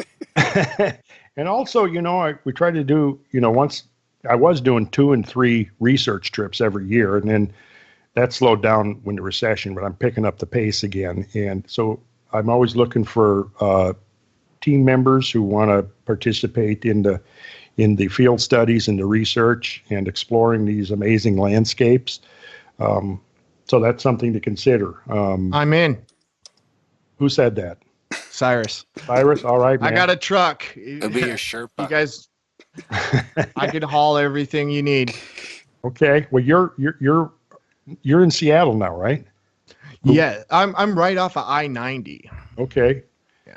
Well, yeah, it's just a hop, skip, and a jump over the mountains, and then you're basically into the scab lands. Yes, sir. We go dirt bike riding in Moses Lake all the time. Oh, do you really? Yeah. Oh, yeah. We I grew up in the potholes. We stayed in Cheney, right? We stayed in Cheney in October. Yeah, we stayed in no, Cheney. March. That's where That the was in cabin March. was. Yeah. So I drove one of the listeners. He's a fan of yours too, Adam Loyal from the Friends to Know podcast. I picked him up in SeaTac, and we drove all the way out to Cheney. I'm like, dude, check this out. And I started pointing it out, and he's like, whoa. I'm like, yeah, this is the stuff Randall's always talking about, dude. I wish we would have had time to go up to Cooley. Yeah. We went to Cooley with Brad. That's where I lost my hat. Yeah. You mean Grand Coulee? Grand Coulee, yeah. We Yeah, went right up to the Dry Falls. Yeah, that's awesome. In I fact, think since we we only mentioned missed Dry you Falls, by like 8 hours or something like that. what's that? I think we only missed you by like 8 hours. I think so. And I couldn't get off work. Well, yeah. So I'm planning a trip actually in about a month to the Southwest, and I think we got room for one or two. Basically, because one guy had to cancel because of his schedule change at work. And then later in the summer, hope to be up there near you guys. If you look at I'm going to put one more image up on the screen for people to look at. Dry Falls Cataract from the air. Okay. And you'll see one alcove. And then I've got Horseshoe Falls of Niagara up in the corner at the same scale. So, and basically we're only looking at one alcove, and this feature we're looking at here is over 5 miles wide, 400 feet high. The volume of water pouring over this was about 400 feet deep, moving at 60 miles an hour and just ripping the shit out of this landscape. And that's to scale. Look how much bigger. Yeah. That would have been. Oh, it's huge. You wouldn't even see the little boats that would be down there fishing. That's ridiculous. No, yeah, right. You wouldn't even see the boats. So Randall, do you have that picture? The bottom left is the one that I was climbing over when I lost my hat. There's Darren's hat down there. There it is. Make America great again. I see it. Yeah. The ironic thing is I probably just lost that hat like 2 days after that footage. Yeah. Actually, this footage was, well, let's see. I took this photograph in 1998. Oh, yeah. That's not the drone. I think you were still in diapers then, right? Yeah, that's right. Randall, do you have that picture to show the people who are able to watch this on YouTube? The one, the potholes one, the Moses Lake. You mean the mudslide, the one that freaked Rogan out? Is that? I don't know if you have that on there. Did Brad ever post a video? I have it on my phone. That fucking army plane ducking down into the coulee any place? I don't know. Yeah, that's up. Actually, that clip is up on the Geocosmic site. Yeah, that's cool. Oh yeah, you're talking about Potholes Cataract. Yes. Yeah, I probably have it right here. Let's see. Right. Oh no, that's not it. Dry Falls. It's one of the big cataract complexes out there, and yeah, this was the first drone footage that Brad did. Let's see if I can find it here. It's probably coming up. Yeah, wasn't there a Google Earth picture, a satellite picture of that slide?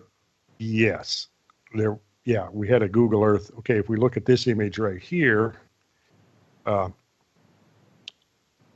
this is called Quincy Basin, and this entire area was a temporary holding pond for the floodwaters that came out of Grand Coulee up here. Mm-hmm. This is Moses Lake, which was a meander of the very final draining of the great floods. But over here on the western rim, you see there are two spillover channels.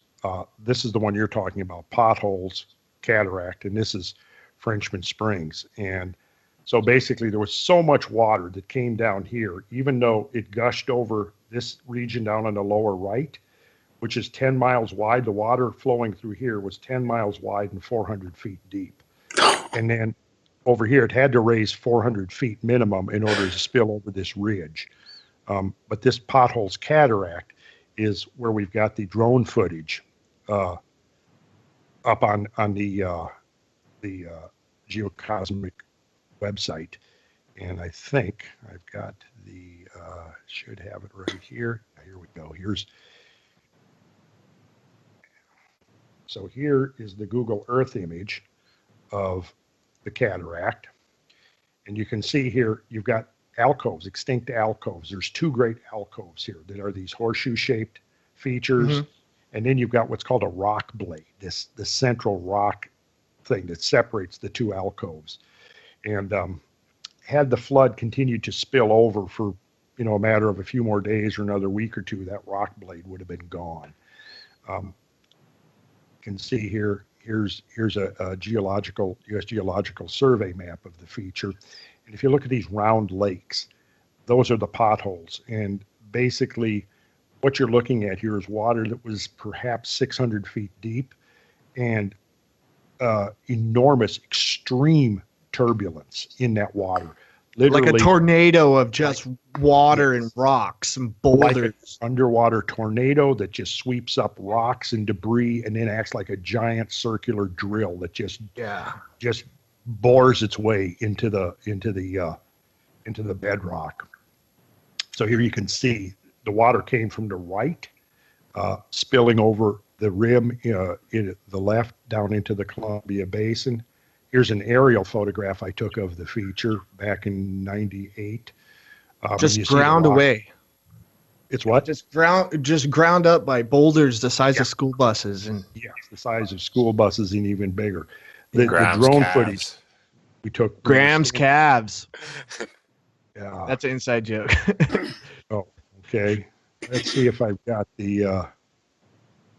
Well, I didn't have the drone picture in this particular slide. But just that. Below it, here you see what's called West Bar, which is another gigantic boulder bar. It's 3 miles long, 200 to 300 feet thick, and it's gigantic ripples. And if you look very close, you'll see right there where my mouse cursor is, there's a 3-story building next to the landing strip that's on this thing for scale. And this is similar to the same scale as the feature Camas Prairie that I showed you earlier that's in Montana. This particular feature is in Washington.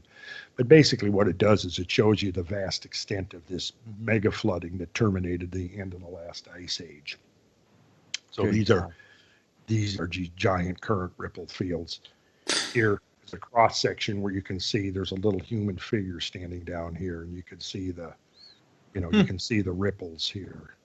And then essentially you see that cliff that was sheared off by the massive 800 feet deep water that flowed through here at its peak. Like the Sphinx, that's not wind, people. Right. No, it's not wind. So yeah, I mean, we could go on and on. We could spend the whole discussion just talking about these amazing floods that terminated the last ice age. But I guess we do need to wrap it up here, don't we? Right on. Well, thanks, Randall. Yeah, I mean, you'll get into all that in your podcast, I'm sure, too. It's going to be so nice to see you having your own media platform to start getting to people directly. Yeah, absolutely. I mean, people need to know about this. Yeah. This is part of the history, and this isn't something that we're looking at that happened millions of years ago. It happened thousands of years ago during the time that there were human beings here. And, we didn't talk about this at all, but Native Americans have a lot of stories and legends about gigantic floods that happened. And we can actually learn a lot from these indigenous traditions and from the mythic traditions and so forth.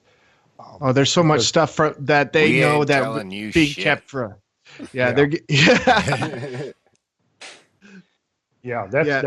the subject of geomythology, which again, I've seen, comments, dismissing, what's geomythology, more woo-woo, but really what it is, it's the recognition that a lot of these myths and legends and things that have come down to us actually have plausible scientific information embedded in them, if you know how to kind of pry them apart and look into the essence of what initially stimulated the recurrence of these myths and their perpetuation.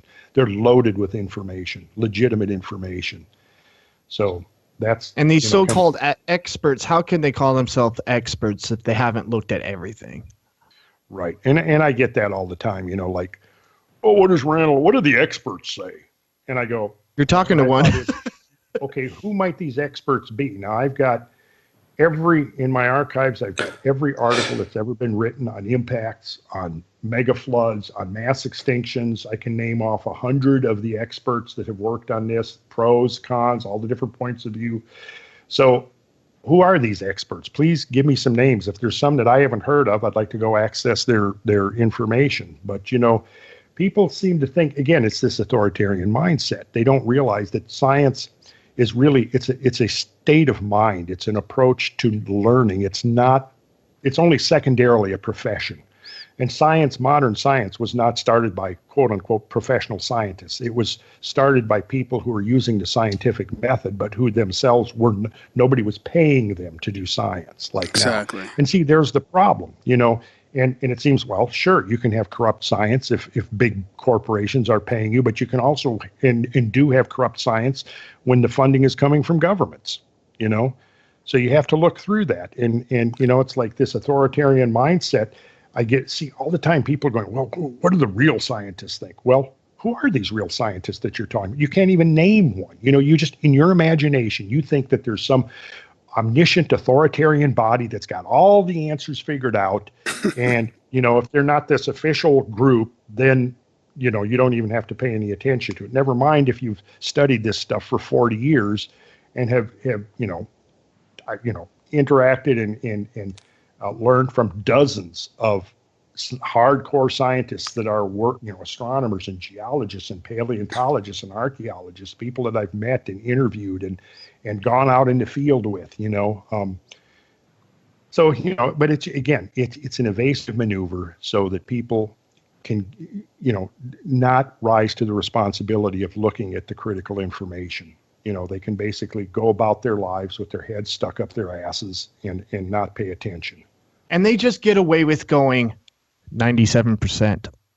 Yeah. And I say, okay, who 98%. Name 3 of these people that are in total agreement. And 99% so far, now. not once has anybody able to actually do that. Yeah. So all of these people out there that are listening, don't fall for the scams and the hypes. Think on your own, learn critical thinking skills, invest the time, do the homework yourself. And Randall, do you know the name Scott Adams? Scott Adams. I'm sure you're familiar with his work. He created that comic strip Dilbert.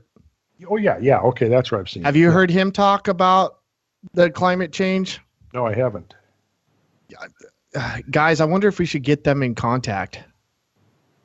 Because I can't even fucking get in contact with Scott Adams. How are we gonna do that? Dude, he